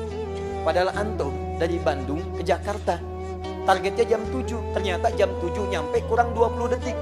Antum bahagia, alhamdulillah tiba lebih cepat. Jepang tidak, minta maaf. Kok bisa lebih cepat? Harusnya pas. Jujur jangan ditanya. Maaf, dedikasi jangan dipersoalkan. Disiplin nomor 1. Tapi yang mabuk jangan juga ditanya. Banyak. Pornografi nyebar. Porno aksi ada. Dan hebatnya tingkat bunuh dirinya jangan dibandingkan dengan yang lain. Mohon maaf, 1 tahun itu bisa 30.000 orang. Satu hari artinya 100 orang bisa bunuh diri. Perhatikan, adab tidak bisa menampilkan akhlak. Mabuk masih, zina masih ada, bunuh diri iya. Bahkan saya pernah kisahkan ini beberapa kali. Kami pernah diajak lewat satu tempat yang di tempat itu ya setiap hari itu hampir 5 orang ditemukan, 5 nyawa kehilangan di situ setiap hari. Ya. Saya pernah dibawa ke Gunma, kata teman kami, Ustadz ini masih mendingan, ada tempat lagi tapi di luar Jepang. Di tempat itu, wah Allahu Akbar, bunuh dirinya nggak teratur. Orang Bandung bilang pabalatak, betul ya, pabalatak.com. Jadi mohon maaf, ingin bunuh diri di mana saja, ini pengen lakukan, ini pengen lakukan, sampai Pemdanya, konselnya bikin lokalisasi bunuh diri. Betul. Jamnya diatur, betul. Jam 9 sampai jam 12. Antum datang jam 8 kepagian, datang jam 1 besok lagi. Lokalisasi. Ya. Ini betul, kawan kami sendiri yang cerita. Saya tidak mengarang situasi. Jadi dia cerita pernah satu ketika begitu akan ada bunuh diri, bertemu dengan seorang muslim di situ. Ya, terus dia bertanya, mau kemana? Bunuh diri. Jam berapa? 10. Masya 10. Baik. Jam 10. Tayyib. Apa yang terjadi? Kata dia, ini masih belum waktunya. Ikut saya dulu. Takut terlambat. Masya Allah. Luar biasa lah. Baik. Saya akan ganti kalau terlambat kerugiannya. Baik, kata orang ini. Perhatikan, nyawa bisa ditukar tuh dengan materi. Orang kalau sudah demikian tuh kadang-kadang nggak mikir. 2000 menghilangkan nyawa, sekian menghilangkan nyawa. Allahu Akbar, mau ditukar. Diajak kemana? Masjid. Begitu ke masjid, Masya Allah. Itu fitrahnya sampai sekarang. Quran surah kedua ayat 125, paling kanan di pertengahan. Wa idh ja'alna al-baita mathabatan lin-nasi wa amna. Dan ketika kami jadikan, tetapkan masjid, Ka'bah dan area sekitarnya, masjid sebagai pusat ibadah manusia dan tempat yang menenteramkan, tenang. Ada jaminan di Quran, masjid itu tempat yang menenangkan. Ka'bah puncaknya. Di Anda segelisah apapun di depan Ka'bah bisa tenang, bahkan tiba-tiba menangis. Apalagi kemudian Anda menyebar ke masjid. Gak percaya silahkan. Di rumah, masuk rumah, suasana gak enak. Lihat istri, makin gak enak. Bisa, gitu ya? Wah, beda ketika Anda ke masjid. Begitu melangkah ke masjid, suasananya lain. Gak percaya silahkan. Masjid itu begitu masuk, auranya lain. Tenang. Salat 2 rakaat. Duduk di bawah naungan AC. Plak, tidur. Saking tenangnya. Orang tadi diajak ke masjid. Jangankan orang beriman, yang belum punya iman ikutan kena bagiannya. Diajak di bagian luar dia. Dengar taklim teman-teman. Apa yang terjadi? Ngantuk, tidur. Begitu tidur terlihat begitu enak tidurnya. Gak tega membangunkan. Bangun jam 2. Begitu bangun, yang muslim mengatakan, maafkan saya lihat Anda itu begitu nikmat tidurnya. Anda terlambat di bunuh diri. Berapa ganti yang harus saya berikan? Kata orang tadi, jangan diganti. Saya nggak jadi bunuh diri. Kenapa? Saya ingin bunuh diri karena 3 hari 3 malam saya tidak bisa tidur. Entah kenapa di tempat ini bisa tidur. Taib. Maka dijelaskan tentang nilai-nilai Islam, kemuliaan Islam plus dengan tempatnya. Seketika mengucapkan syahadat. Kisahnya viral, kemudian Pemda setempat akhirnya dapat informasi itu, memiliki ide. Sampai kemudian di tempat bunuh diri itu di sampingnya dibikinkan tempat konsultasi. Orang muslim tadi yang kemudian punya tempat di situ. Kalau mau bunuh diri, konsultasi dulu ke sini. Tenang. Coba lihat. Dari nilai kebaikan, dari senyuman, dari kenyamanan, akhlak. Adab belum tentu melahirkan akhlak. Gelisah, bunuh diri. Akhlak tidak. Bukan hanya menjadikan orang jujur, tapi kejujuran itu membawa ketenangan dalam jiwa. Di sana jujur iya, tapi gelisah bunuh diri. Di sini jujur iya. Iya jujur dan tenang juga. Sabar iya, tenang juga. Di sana kebanjiran, memang semuanya bagus. Top. Sempurna, excellent. Begitu banjir, resap. Aspalnya meresapkan air ke bawah. Selesai. Diselesaikan dalam suasana yang cepat. Tidak punya sabar, selesai. Kita kebanjiran, anak-anak berenang. Biasa aja. Masya Allah. Luar biasa. Ya. Solusi dicari, tapi tidak gelisah. Masya Allah. Saya banjir kemarin tuh, wah luar biasa. Anak-anak tuh, ya banjir, berenang. Nah, teman-teman sekalian. Jadi orang-orang dulu itu bukan cuma menghadirkan peradaban Islam. Perhatikan ya, Setiap non-muslim yang tidak beriman punya peradaban melekat dengan tempatnya. Romawi punya peradaban disebut peradaban Romawi, tidak pernah disebutkan keyakinannya. Yunani punya peradaban disebut peradaban Yunani. Antum ke Turki, masuk ke Efesus, ke sana ada peradaban Yunani, dikalahkan oleh Romawi. Romawi bikin lagi, diganti patung-patung atasnya dengan patung Romawi, dibentangkan di sepanjang perjalanan Mediterania sampai ke Italia, nyebrang ke Tripoli sampai Subrata, hancur semuanya, tidak tersisa kebaikan-kebaikan. Disebutkan peradaban Romawi. Cuman puing-puingnya saja. Masuk Islam, turun di pusat jahiliyah, datang kemudian di Arab dengan segala keburukan nilai-nilai akhlaknya. Turun Al-Quran, dijelaskan lewat sunnah, ditampilkan kemuliaan akhlak. Apa yang terjadi? Maaf, secara singkat, berubah drastis jadi baik, muncul peradaban. Dan sampai saat ini tidak pernah disebut peradaban Arab. Silahkan cek. Peradaban Islam di Arab. Dibawa ke Spanyol, peradaban Islam di Andalusia. Dibawa ke Baghdad, peradaban Islam di Baghdad. Islam. Apa yang membuat peradaban itu? Akhlaknya. Begitu muncul adabnya, akhlaknya sudah otomatis hadir dalam kepribadiannya. Bagaimana cara melatihnya? Kita masuk bagian yang kedua. Di teman-teman sekalian, orang dulu itu karena sudah punya akhlak, maka adab jangan ditanya. Jangan ditanya. Makanya saking pentingnya akhlak ini, nanti kita akan lihat di ujung. Sampai disandingkan dengan nilai-nilai akidah. Saya teruskan dulu ya, nanti saya berikan contoh-contoh terbaiknya. Yuk. Ingat ya, kita baru bahas akhlaknya, salafus solehnya belum. Ini ya. Mari kita lihat. Karena akhlak ini lahir dari proses latihan ibadah, maka tidak ada cara yang lain kecuali akhlak bisa dilahirkan dengan meningkatkan ibadah kita kepada Allah Subhanahu wa taala. Tadi saya berikan contoh kepada Anda.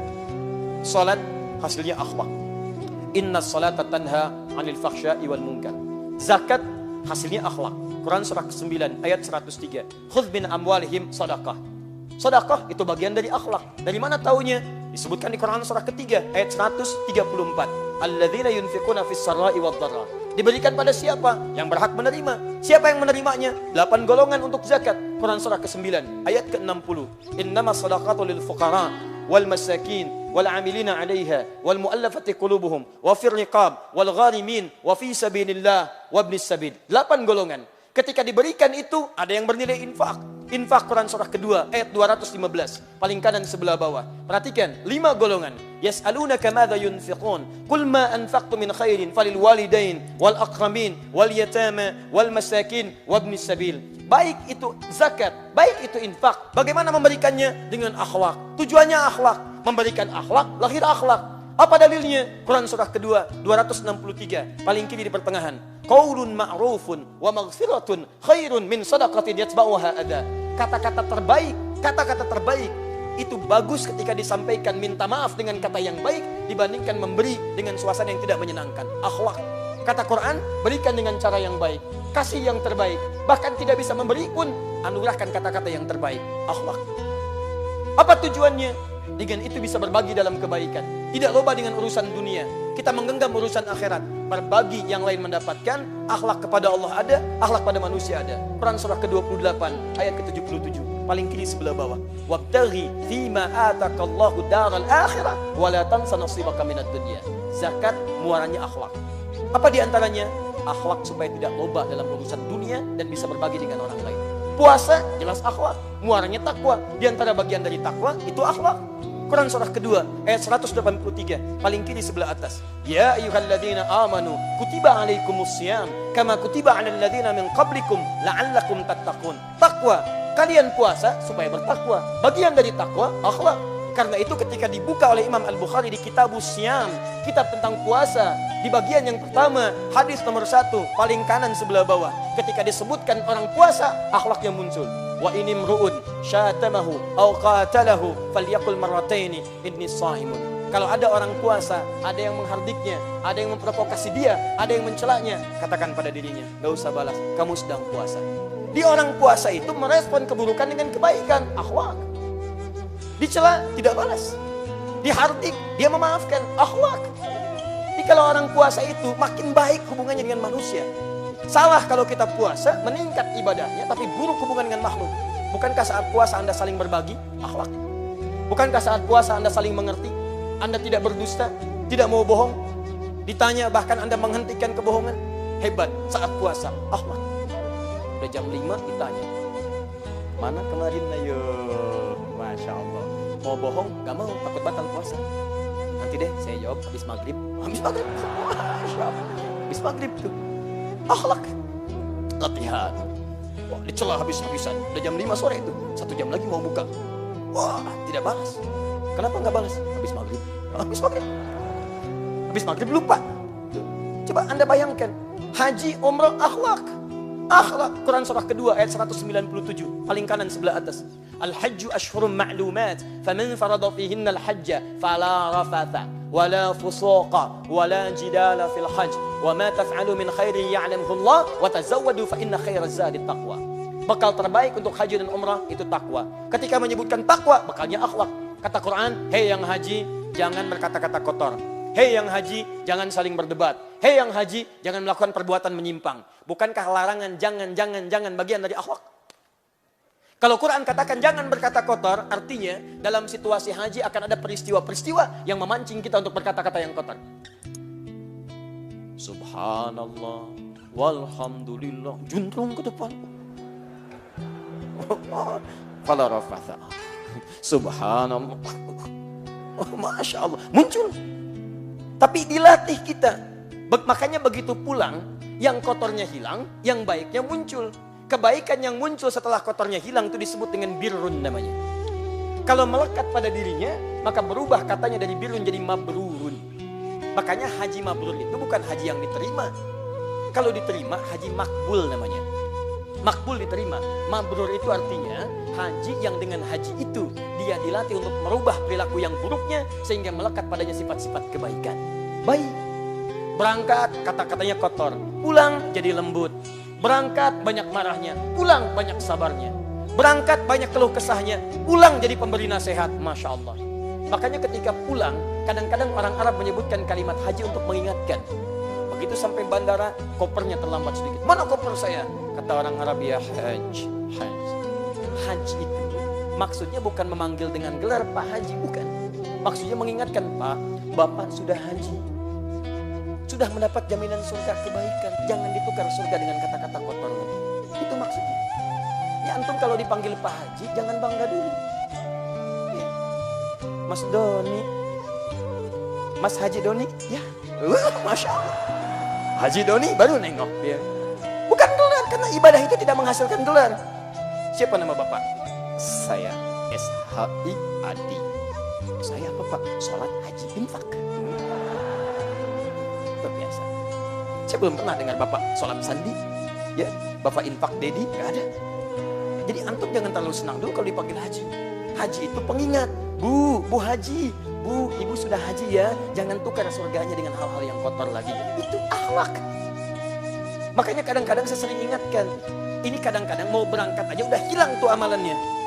Oh, kumpulkan orang. Tidak dilarang mengumpulkan orang. Tidak dilarang. Antum ingin minta doa boleh. Minta maaf silahkan. Supaya baik. Tapi hati-hati dengan riya juga. Kumpulkan sekomplek. Bapak ibu sekalian. Terima kasih berkumpul di sini. Kami akan berangkat haji. Mohon maafkan kami. Kami banyak salah. Doakan. Ini haji pertama kami dalam kehidupan. Barangkali di komplek ini juga kami yang pertama haji. Ya. Yang lain belum haji. Pak RW belum haji. Ya Pak RT belum haji. Kami doakan di Arafah yang makbul itu supaya sekomplek bisa haji. Habis. Nah. Ya, jadi ketika Anda diminta ibadah, tujuan paripurnanya itu akhlak. Akhlak. Jadi kalau sekarang kita ingin meningkatkan akhlak, maka kita harus punya cara untuk meningkatkan ibadah dengan cara yang baik. Pertanyaannya, bagaimana cara ibadah supaya bisa menghadirkan akhlak yang istimewa? Ini poinnya. Ya, silakan cek betapa banyak orang sholat tapi kehilangan nilai akhlak. Tidak sedikit orang zakat tapi tidak punya akhlak bahkan dalam zakatnya. Musim kampanye, zakat. Selesai kampanye, tolong balikan lagi Pak, karena nggak kepilih. Coba cek. Ada orang infak, bagus. Infak agak banyak, bikin spanduk dari Sabang sampai Merauke. Ngapain? Ini hilang. Sekarang pertanyaannya, bagaimana kita bisa beribadah sehingga bisa melahirkan akhlak? Tidak ada cara lain kecuali mengeluarkan tuntunan dari Al-Quran dan petunjuk Nabi SAW. Kenapa Al-Quran? Karena Allah yang memerintahkan kita untuk ibadah. Quran surah 51 ayat 56, paling kanan sebelah atas. Wa ma khalaqtul jinna wal insa illa liya'budun. Tidaklah aku ciptakan jin dan manusia kecuali untuk tujuan ibadah kepadaku. Karena Allah yang memerintahkan kita ibadah, Allah yang maha tahu bagaimana caranya kita beribadah kepada Allah untuk melahirkan akhlak yang mulia. Bahkan nanti ulama membuat bab khusus berakhlak dalam ibadah. Di ibadah pun ada akhlaknya. Dengan akhlak ibadah ini keluarlah akhlak tampilan perilaku kehidupan kita. Kenapa mengikuti tuntunan sunnah Nabi SAW? Karena Nabilah yang disebut oleh Al-Quran surah ke-68 Al-Qalam ayat yang keempat sebagai pemilik akhlak yang sempurna. Wa innaka la'ala khuluqin azim. Sungguh engkau Muhammad pemilik akhlak yang sangat agung. Itu kan buat nabinya Ustaz. Apa hubungan dengan kami? Buka Quran surah 33-nya ayat 21. Laqad kana lakum fi rasulillahi uswatun hasanah. Sungguh kami tetapkan dalam pribadi Rasulullah, bukan Muhammadnya, tapi misi kerasulannya. Rasulullah SAW dari akhlak yang mulia itu uswatun hasanah. Untuk contoh teladan bagi umat-umat terbaik itu.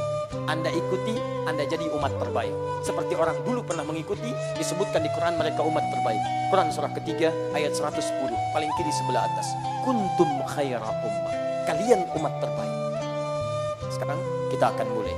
Bagaimana ibadah yang baik menghasilkan akhlak. Satu, saya turunkan ayatnya dulu. Dari segi persiapan Quran surah saya ambil contoh salat dulu.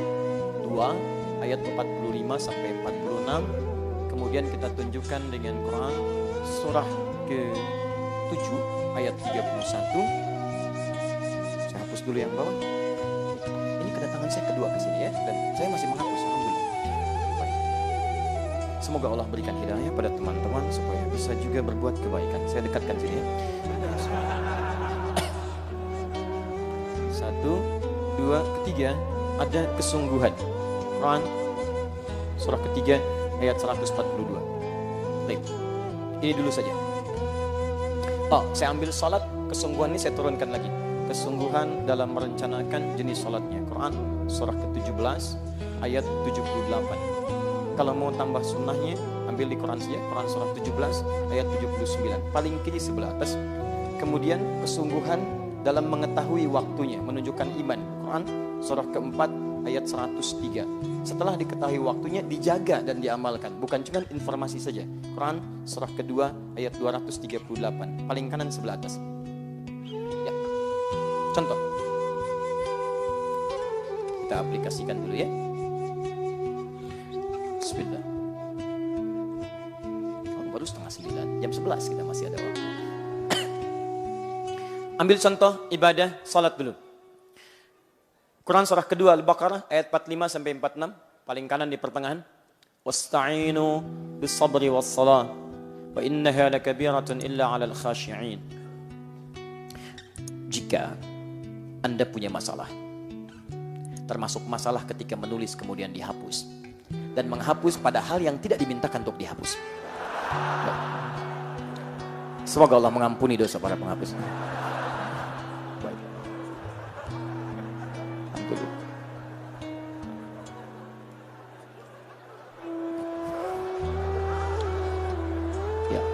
Dan selalu asikin masalah. Baik, alhamdulillah. Allahumma ya Rabb, Allahumma ighfir lahu. Ayo teruskan. Assalamualaikum. Ya. Jika Anda punya masalah dalam hidup, kata Quran jangan mengeluh. Karena keluhan tidak menuntaskan persoalan. Keluhan tidak membawa solusi dari masalah yang dihadapi. Segera minta tolong kepada Allah. Sebut Allah. Dengan sabar. Sabar itu terima dulu masalahnya. Karena Anda menolak pun tidak mengeluarkan dari masalah. Mau kesini macet, masalah. Anda mengeluh tidak menyelesaikan macet. Macet, memang. Kita bikin status. TSM macet. Apa status Anda menghilangkan macet? Tidak. Tidak. Anda menjadi beban bagi pengguna media sosial. Baik. Teman-teman teruskan. terima dulu dengan sabar. Setelah itu wassalah, tunaikan sholat. Bahkan minta dalam sholat. Dalam sujud, ruku kita bisa minta dari persoalan-persoalan kita. Dalilnya Quran surah 48 ayat ke-29. Bahkan dalam berdiri kita bisa bermohon, memilih ayat yang terbaik. Dalilnya Quran surah ketiga Ali Imran ayat 38 sampai 39-nya, paling kanan sebelah atas. Tapi maaf, apakah semua orang sholat akan mendapati keringanan dalam sholatnya? Ringan itu maksudnya enak sholatnya, nyaman, tenang? Tidak. Kata Quran, wa innaha lakabiratun illa 'alal khashi'in. Perhatikan baik-baik ya. Al-Quran menyandingkan sabar dengan sholat. Sabar dengan sholat. Tapi ketika menyebutkan yang berat, itu disebutkan tunggal kalimatnya. Wa innaha, ha menggunakan mu'annas. Sabar mudzakkar. Mudzakkar, hu. Kalau Allah mengatakan wa innahu, kesabar. Tapi ketika wa innaha itu ke sholat. Menyandingkan sabar dengan sholat. Lalu kemudian mengatakan sholat itu lebih berat. Lebih berat dibandingkan dengan sabar. Saya mau tanya pada antum, sabar berat tidak? Tidak mudah, berat. Saking beratnya, sabar itu bersanding dengan setiap masalah. Dan masalah bersanding dengan kehidupan. Cek rumusnya. Quran surah kedua ayat 155. Paling kiri sebelah atas. Walanabluwannakum bisyai. Dan setiap yang hidup, kami akan uji dengan berbagai persoalan kehidupan. Masalah ini kami ujikan bukan ingin menjadikan kehidupan bermasalah, tapi supaya kualitas hidupnya meningkat lebih baik. Karena setiap ujian datang, maka peningkatan akan terjadi. Anak SD kalau ingin lulus, ujian. SMP ingin meningkat, ujian. SMA ingin naik ke kampus, ujian. Dengan ujian itu terukur kualitas pendidikan yang dia kemudian dapati. Sama, kalau yang standar saja begitu, apalagi yang kompleks, pasti ada ujian. Jadi setiap antum hidup akan punya masalah. Tidak ada orang hidup gak punya masalah. Sama, jangan dikira Ustadz gak punya masalah. Masalah Ustadz lebih banyak dari masalah antum. Tuh, masalah antum Ustadz pikirin juga. Ada. Ini gak usah mengeluh. Ingat baik-baik ya. Hidup berbanding lurus dengan masalah. Artinya kalau ada orang tidak ingin punya masalah, dia tidak ingin hidup. Saya tanya antum. Antum ingin punya masalah atau tidak ingin punya masalah? Oh? Saya ulang. Antum ingin punya masalah atau tidak ingin punya masalah? Yang bilang ingin, katakan ingin. Sudah, gak usah ada pengajian. Selesai. Sudah. Kenapa antum mengeluh? Jelas ya? Nah, solusinya masalah ini hanya akan selesai dengan sabar. Lihat ujung ayatnya. Minal khawfi wal ju'i wa naqsi minal amwali wal anfusi wat thamarat. Jenis masalahnya ada yang khawatir. Ya mulai gelisah. Ustaz sampai jam berapa ceramahnya? Saya belum makan. Ju', lapar.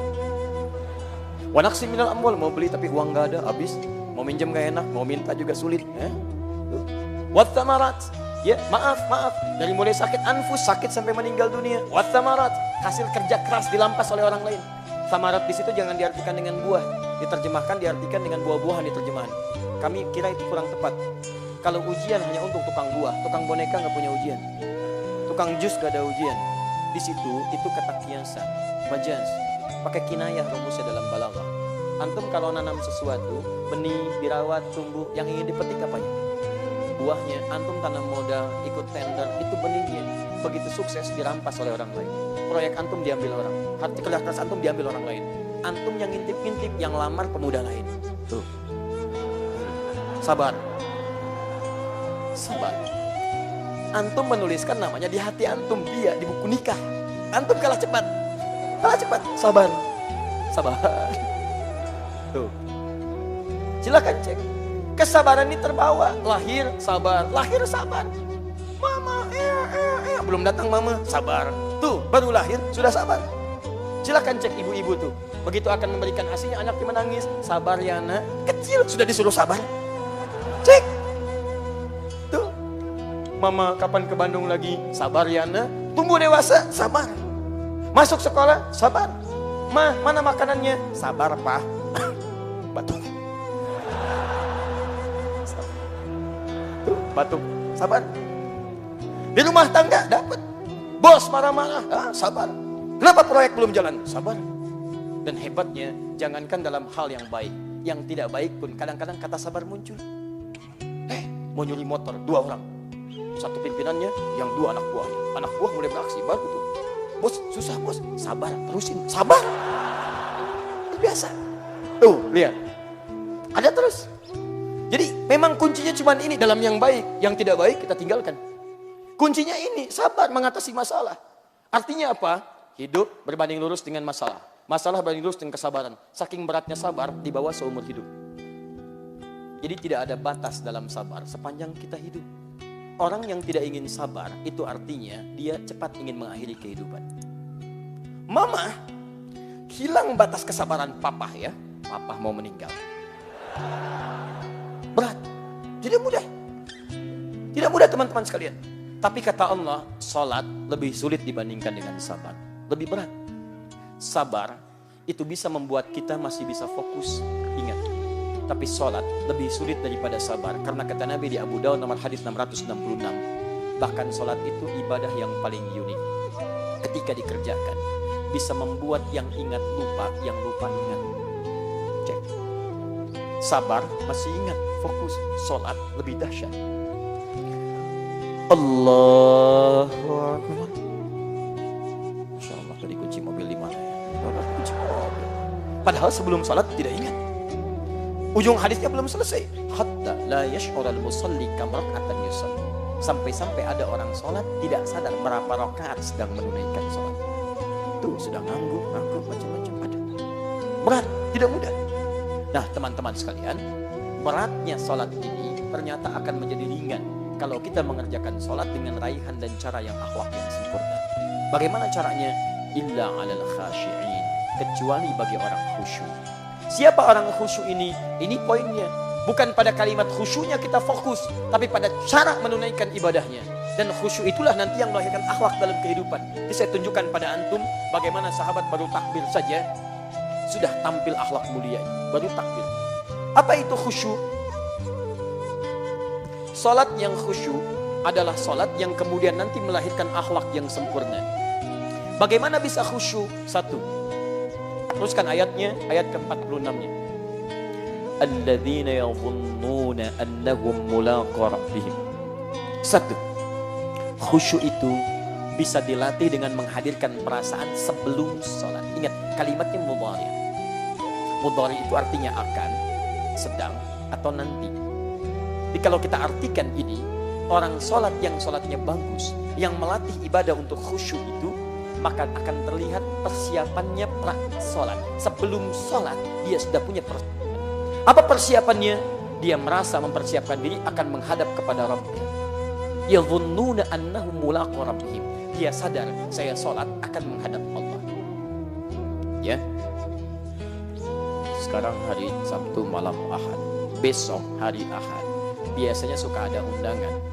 Undangan pernikahan. Pernikahan itu jarang ada yang menikah ngundang sehari 5 kali. Jarang.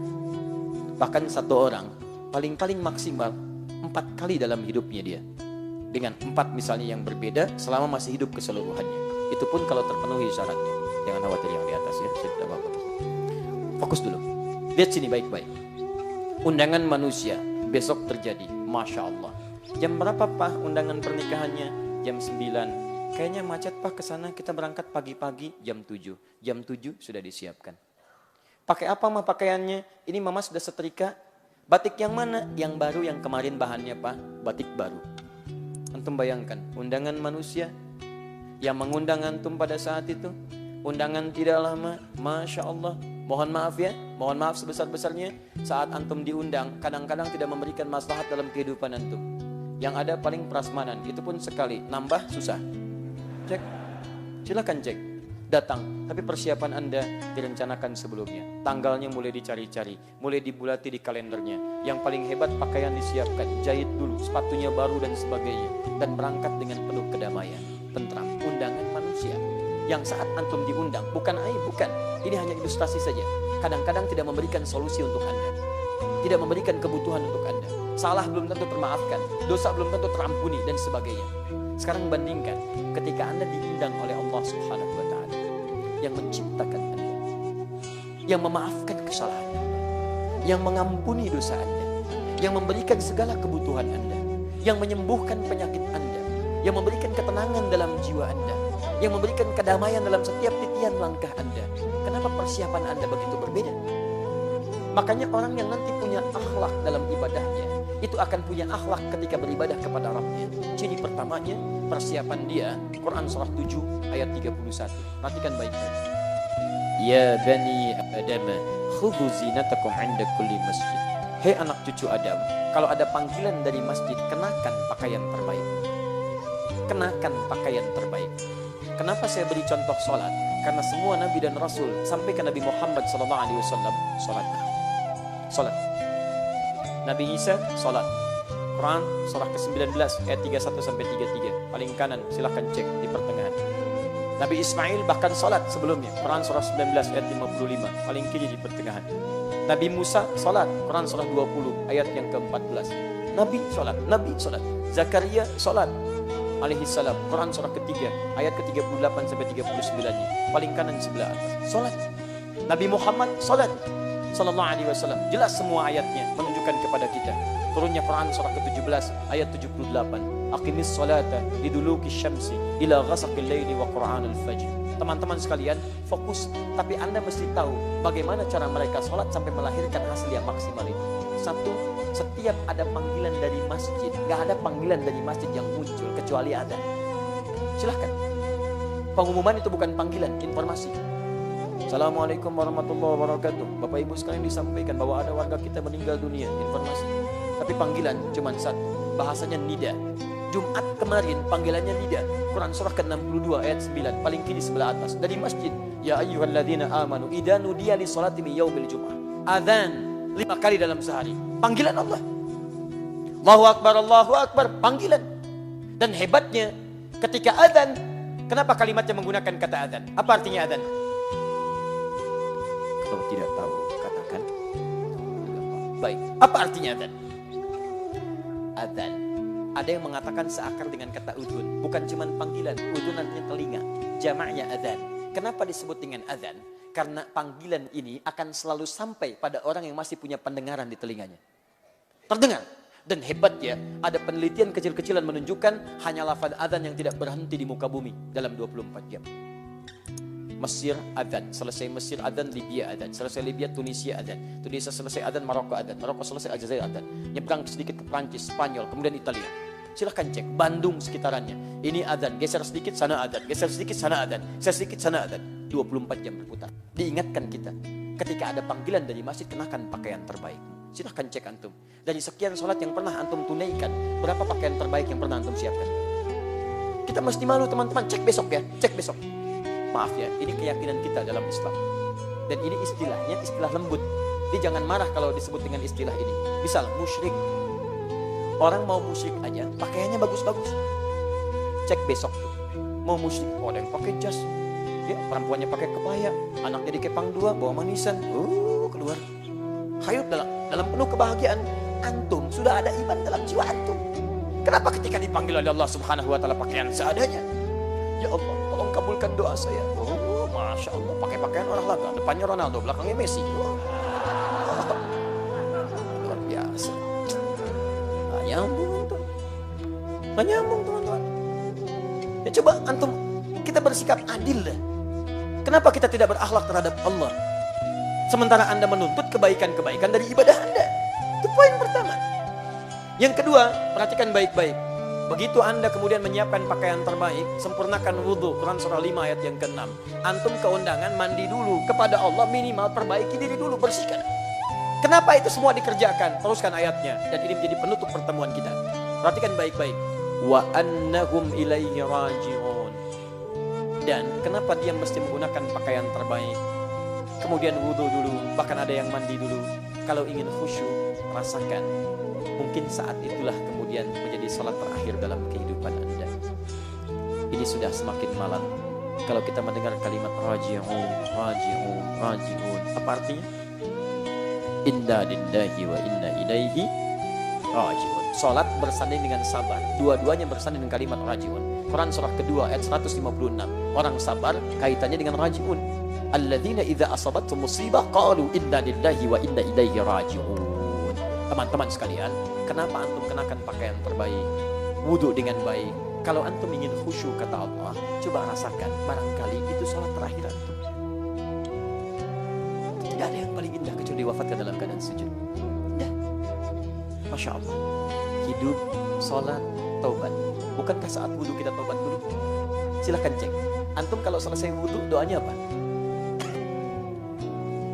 Asyhadu an la ilaha illallah, asyhadu anna Muhammadar Rasulullah. Kemudian Allahumma ja'alni minat tawwabin. Coba kadang-kadang antum renungkan tuh, dibaca tiap hari, coba paham gak artinya?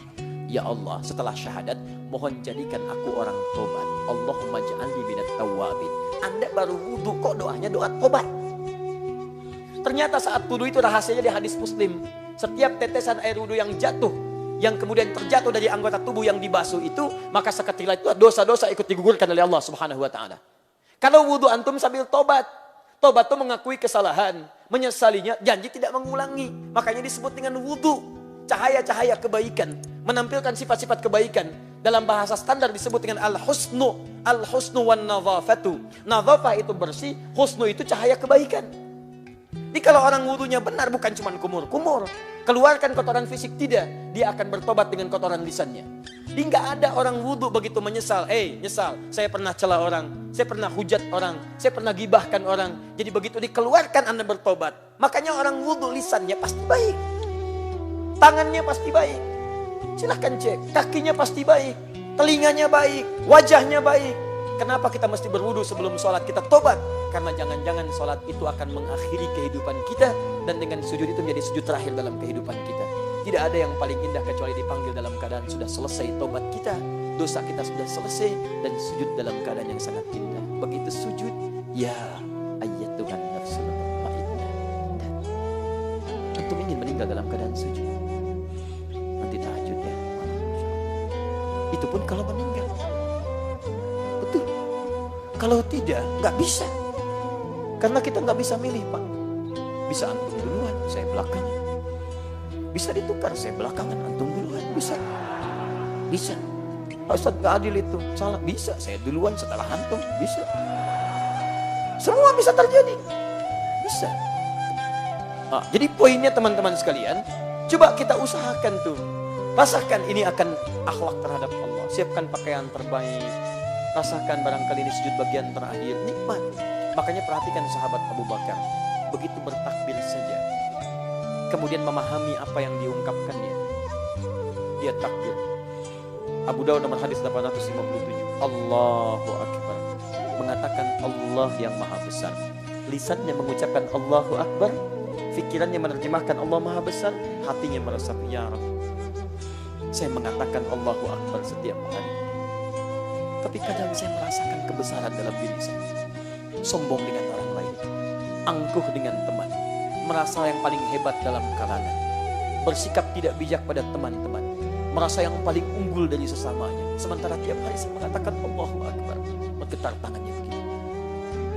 Setelah selesai sebagian sahabat bertanya, kenapa Anda sampai bergetar begini? Kata beliau, saya takut ketika mengucapkan Allahu Akbar membawa secercah keakbaran, kebesaran dalam takbir saya. Mertua Nabi, pejuang bersama Nabi, hidupnya menemani Nabi, dipilih hijrah ke Madinah bersama Nabi, wafatnya di samping Nabi, surganya sesurga dengan Nabi. Begitu takbir Allahu Akbar, merasa dipersaksikan oleh Allah, takut wafat di hadapan Allah, bergetar tangannya karena takut membawa kesombongan dalam diri. Bergetar. Antum sahabat bukan, mertua Nabi bukan, hidup tidak bersama Nabi, dikuburkan mau maksa sampai kiamat kurang 2 hari gak akan pernah di samping Nabi. Teman-teman, di surga bahkan belum jelas surga yang mana. Coba cek sejauh mana kemudian usaha kita untuk khusyuk. Walaupun kadang-kadang mirip dengan Abu Bakar, sholat di luar subuh-subuh. Mutar juga.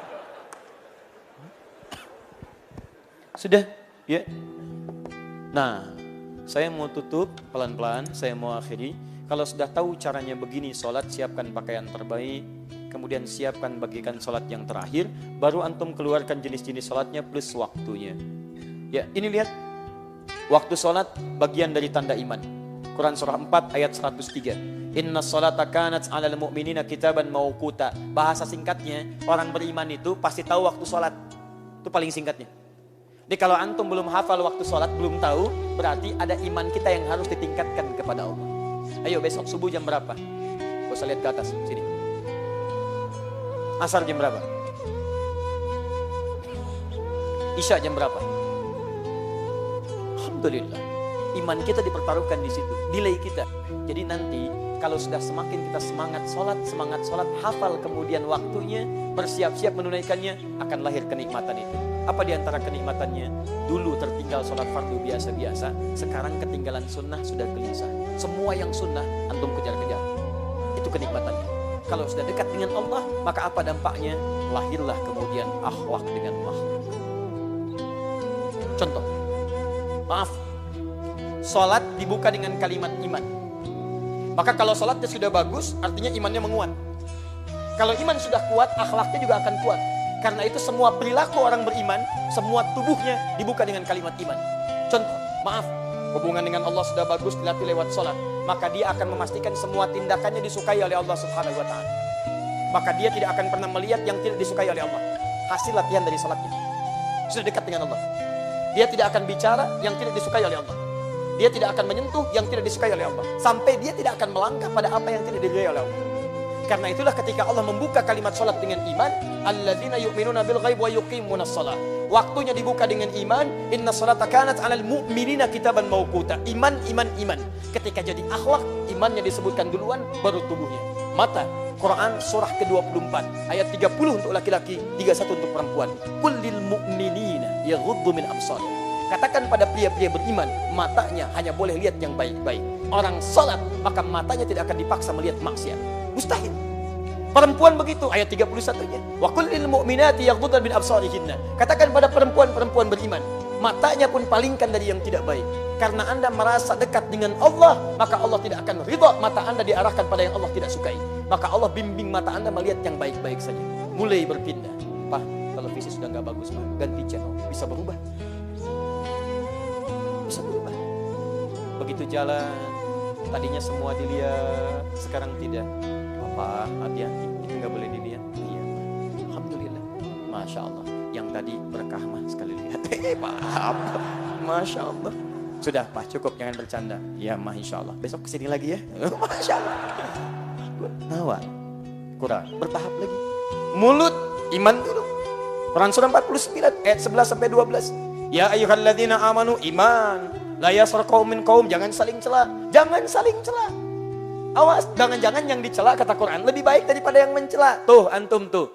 Lihat baik-baik. Katanya sholatnya rajin. Katanya ikut sunnah, katanya ikut Quran. Lisan antum mencela, iman antum dipertaruhkan di situ. Antum gak ada akhlak dalam pandangan Allah Subhanahu wa Ta'ala.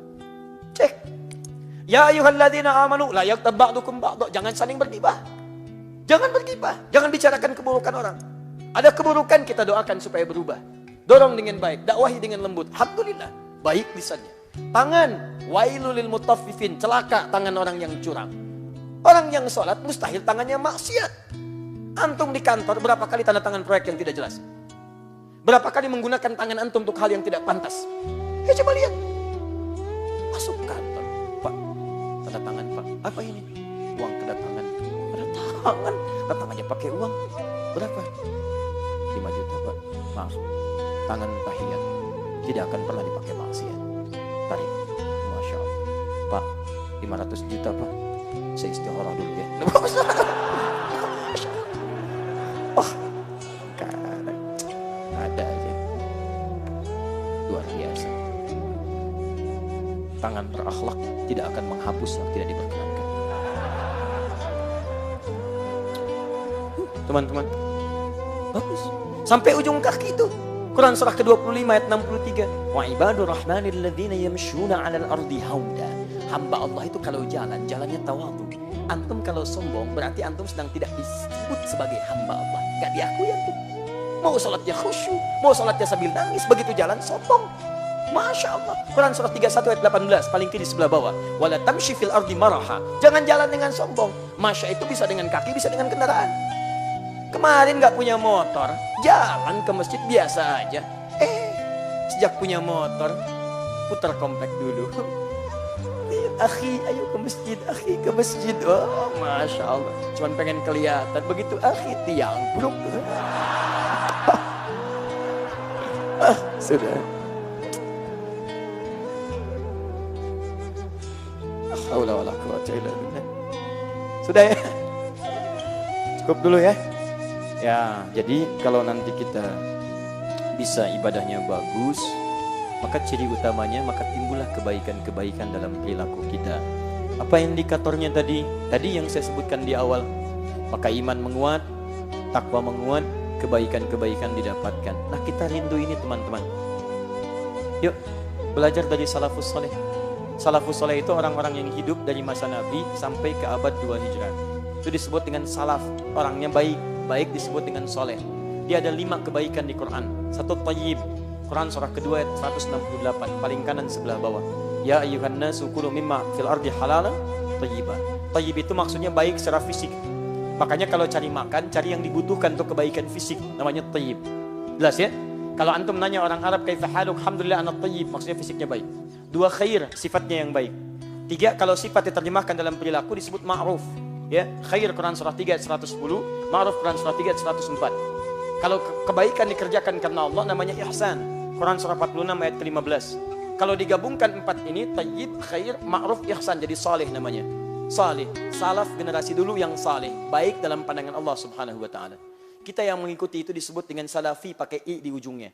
Di salafi itu bukan golongan, bukan kelompok, tidak harus diklaim satu kelompok tertentu. Semua orang Islam yang berusaha mengikuti jejak orang dulu disebut dengan salafi namanya. Paham? Tayyib. Dari situ saya ingin mengajak, ayo kita sama-sama terapkan akhlak itu dalam kehidupan. Mereka berakhlak, mereka tumbuh dalam kebaikan. Lihat akhlaknya orang Ansor kepada Muhajirin. Quran surah ke-59 ayat 9 sampai dengan 10. Lihat akhlaknya para ulama, lihat akhlaknya para tabi'in. Bagaimana Imam Asy-Syafi'i akhlaknya terhadap Imam Malik, bagaimana Imam Ahmad bin Hanbal akhlaknya terhadap Imam Asy-Syafi'i. Bagaimana para ulama satu dengan yang lain menghadirkan kebaikan-kebaikan. Maka saya ingin mengajak melalui taklim malam ini, sebelum sesi terakhir besok saya kemudian ada di Kota Baru Parahyangan. Ayo kita rindu dengan akhlak. Kita rindu. Sudah banyak majelis ilmu, banyak pengetahuan disampaikan. Tapi dari yang banyak ini, akhlak yang masih kurang kita tampilkan dalam kehidupan. Dengan kajian ini saya tidak menginginkan kelompok-kelompok taklim saling mencela satu dengan yang lainnya. Lebih baik antum bersinergi. Kalau kita semua kompak jadi baik, kita akan membantu negara kita jadi lebih baik. Karena dalam Islam diajarkan matanya baik, telinga baik, lisan baik, sampai kaki baik. Kalau semua orang Islam di Indonesia baik sesuai Al-Quran dan Sunnah, maka demi Allah saya katakan negara kita pun akan jadi negara yang terbaik. Ayo kita kirim sinyal dari Bandung mulai malam ini, kita berikan kepada Allah Subhanahu wa taala dan tunjukkan pada dunia. Dari bumi pertiwi, dari kota Bandung lautan api, kita akan tunjukkan dari Bandung akan muncul cahaya-cahaya Islam dengan akhlak yang mulia insyaallah. Takbir. Teman-teman sekalian, izin mengumumkan beberapa informasi. Pertama, pertanyaan-pertanyaan yang ada ini insyaallah kami kumpulkan. Besok saya berikan jeda waktu di kajian fikih ikhtilaf besok untuk membahas pertanyaan-pertanyaan ini, supaya nanti ada keseimbangan antara apa yang ditangkap dengan apa yang diamalkan. Baik ya? Dan tersambung lewat Akhir TV kalau tidak sempat nanti ke Kota Baru Parahyangan. 2, ini cukup istimewa dan jarang ada kegiatannya, tapi kami coba insyaallah inisiasi dengan teman-teman yang ada. Tanggal 17 Desember kita akan hadirkan momentum besar dari Indonesia, disiarkan untuk seluruh dunia insyaallah melalui media teman-teman khususnya Akhir TV yang kami berikan nama dengan Hari Al-Quran, Yaumul Quran. Di situ kita akan mencoba menggali isi Al-Quran, kemudian menerapkan dalam praktek kehidupan. Yang aplikasi nanti kita akan buka kelas-kelas kehidupan. Ada kelas pebisnis, kelas pengusaha, kelas dokter, kelas macam-macam. Nanti kita akan buka kelas itu, turunkan semua ayat-ayatnya jadi pedoman kehidupan, dan kita akan bersinergi satu dengan yang lainnya. Di situ akan diajarkan nanti cara membaca Quran, memahami Quran, dan cara menghafal Quran dalam 30 hari. Insya Allah kalau tidak ada halangan, ada tukang beca yang ahli Al-Quran, ada yang tidak bisa melihat ahli Al-Quran, ada anak-anak kecil ahli Quran, kita akan tunjukkan. Ada juga para imam ahli Quran, dan alhamdulillah ada konfirmasi juga. Ada beberapa duta besar pun akan terhubung dengan kita, bergabung untuk memberikan semangat menjadi ahli Al-Quran. Anda yang bisa hadir, mari kita bergabung. Kami sedang siapkan mushaf Al-Quran untuk membimbing kita jadi ahli Quran. Insya Allah sedang dalam proses. Saya pulang dari Bandung, langsung saya kemudian cek. Kalau sudah oke, kita akan cetak dan kita akan bagikan gratis pada hari itu. Dengan harapan semua menjadi manusia Quran insya Allah dengan izin Allah Subhanahu wa taala. Teman-teman sekalian, saya manusia, pasti punya salah. Saya mohon maaf kalau ada kesalahan dalam apa yang saya sampaikan, itu mutlak kesalahan saya. tolong tunjukkan dan tolong maafkan supaya saya bisa koreksi. Kalau ada kebenaran itu dari Allah dan Rasulnya. Silahkan belajar pada siapapun yang lebih baik dan tinggalkan dari segala hal yang buruk. Maaf jika Anda tidak mampu berlomba dengan orang soleh meningkatkan kebaikan, maka segeralah berlomba dengan para pendosa untuk bertobat di hadapan Allah Subhanahu wa taala. Subhanakallahumma wa bihamdika asyhadu an la ilaha illa anta astaghfiruka wa atubu ilaik. Wa akhiru da'wana alhamdulillahi rabbil alamin. Assalamualaikum warahmatullahi wabarakatuh.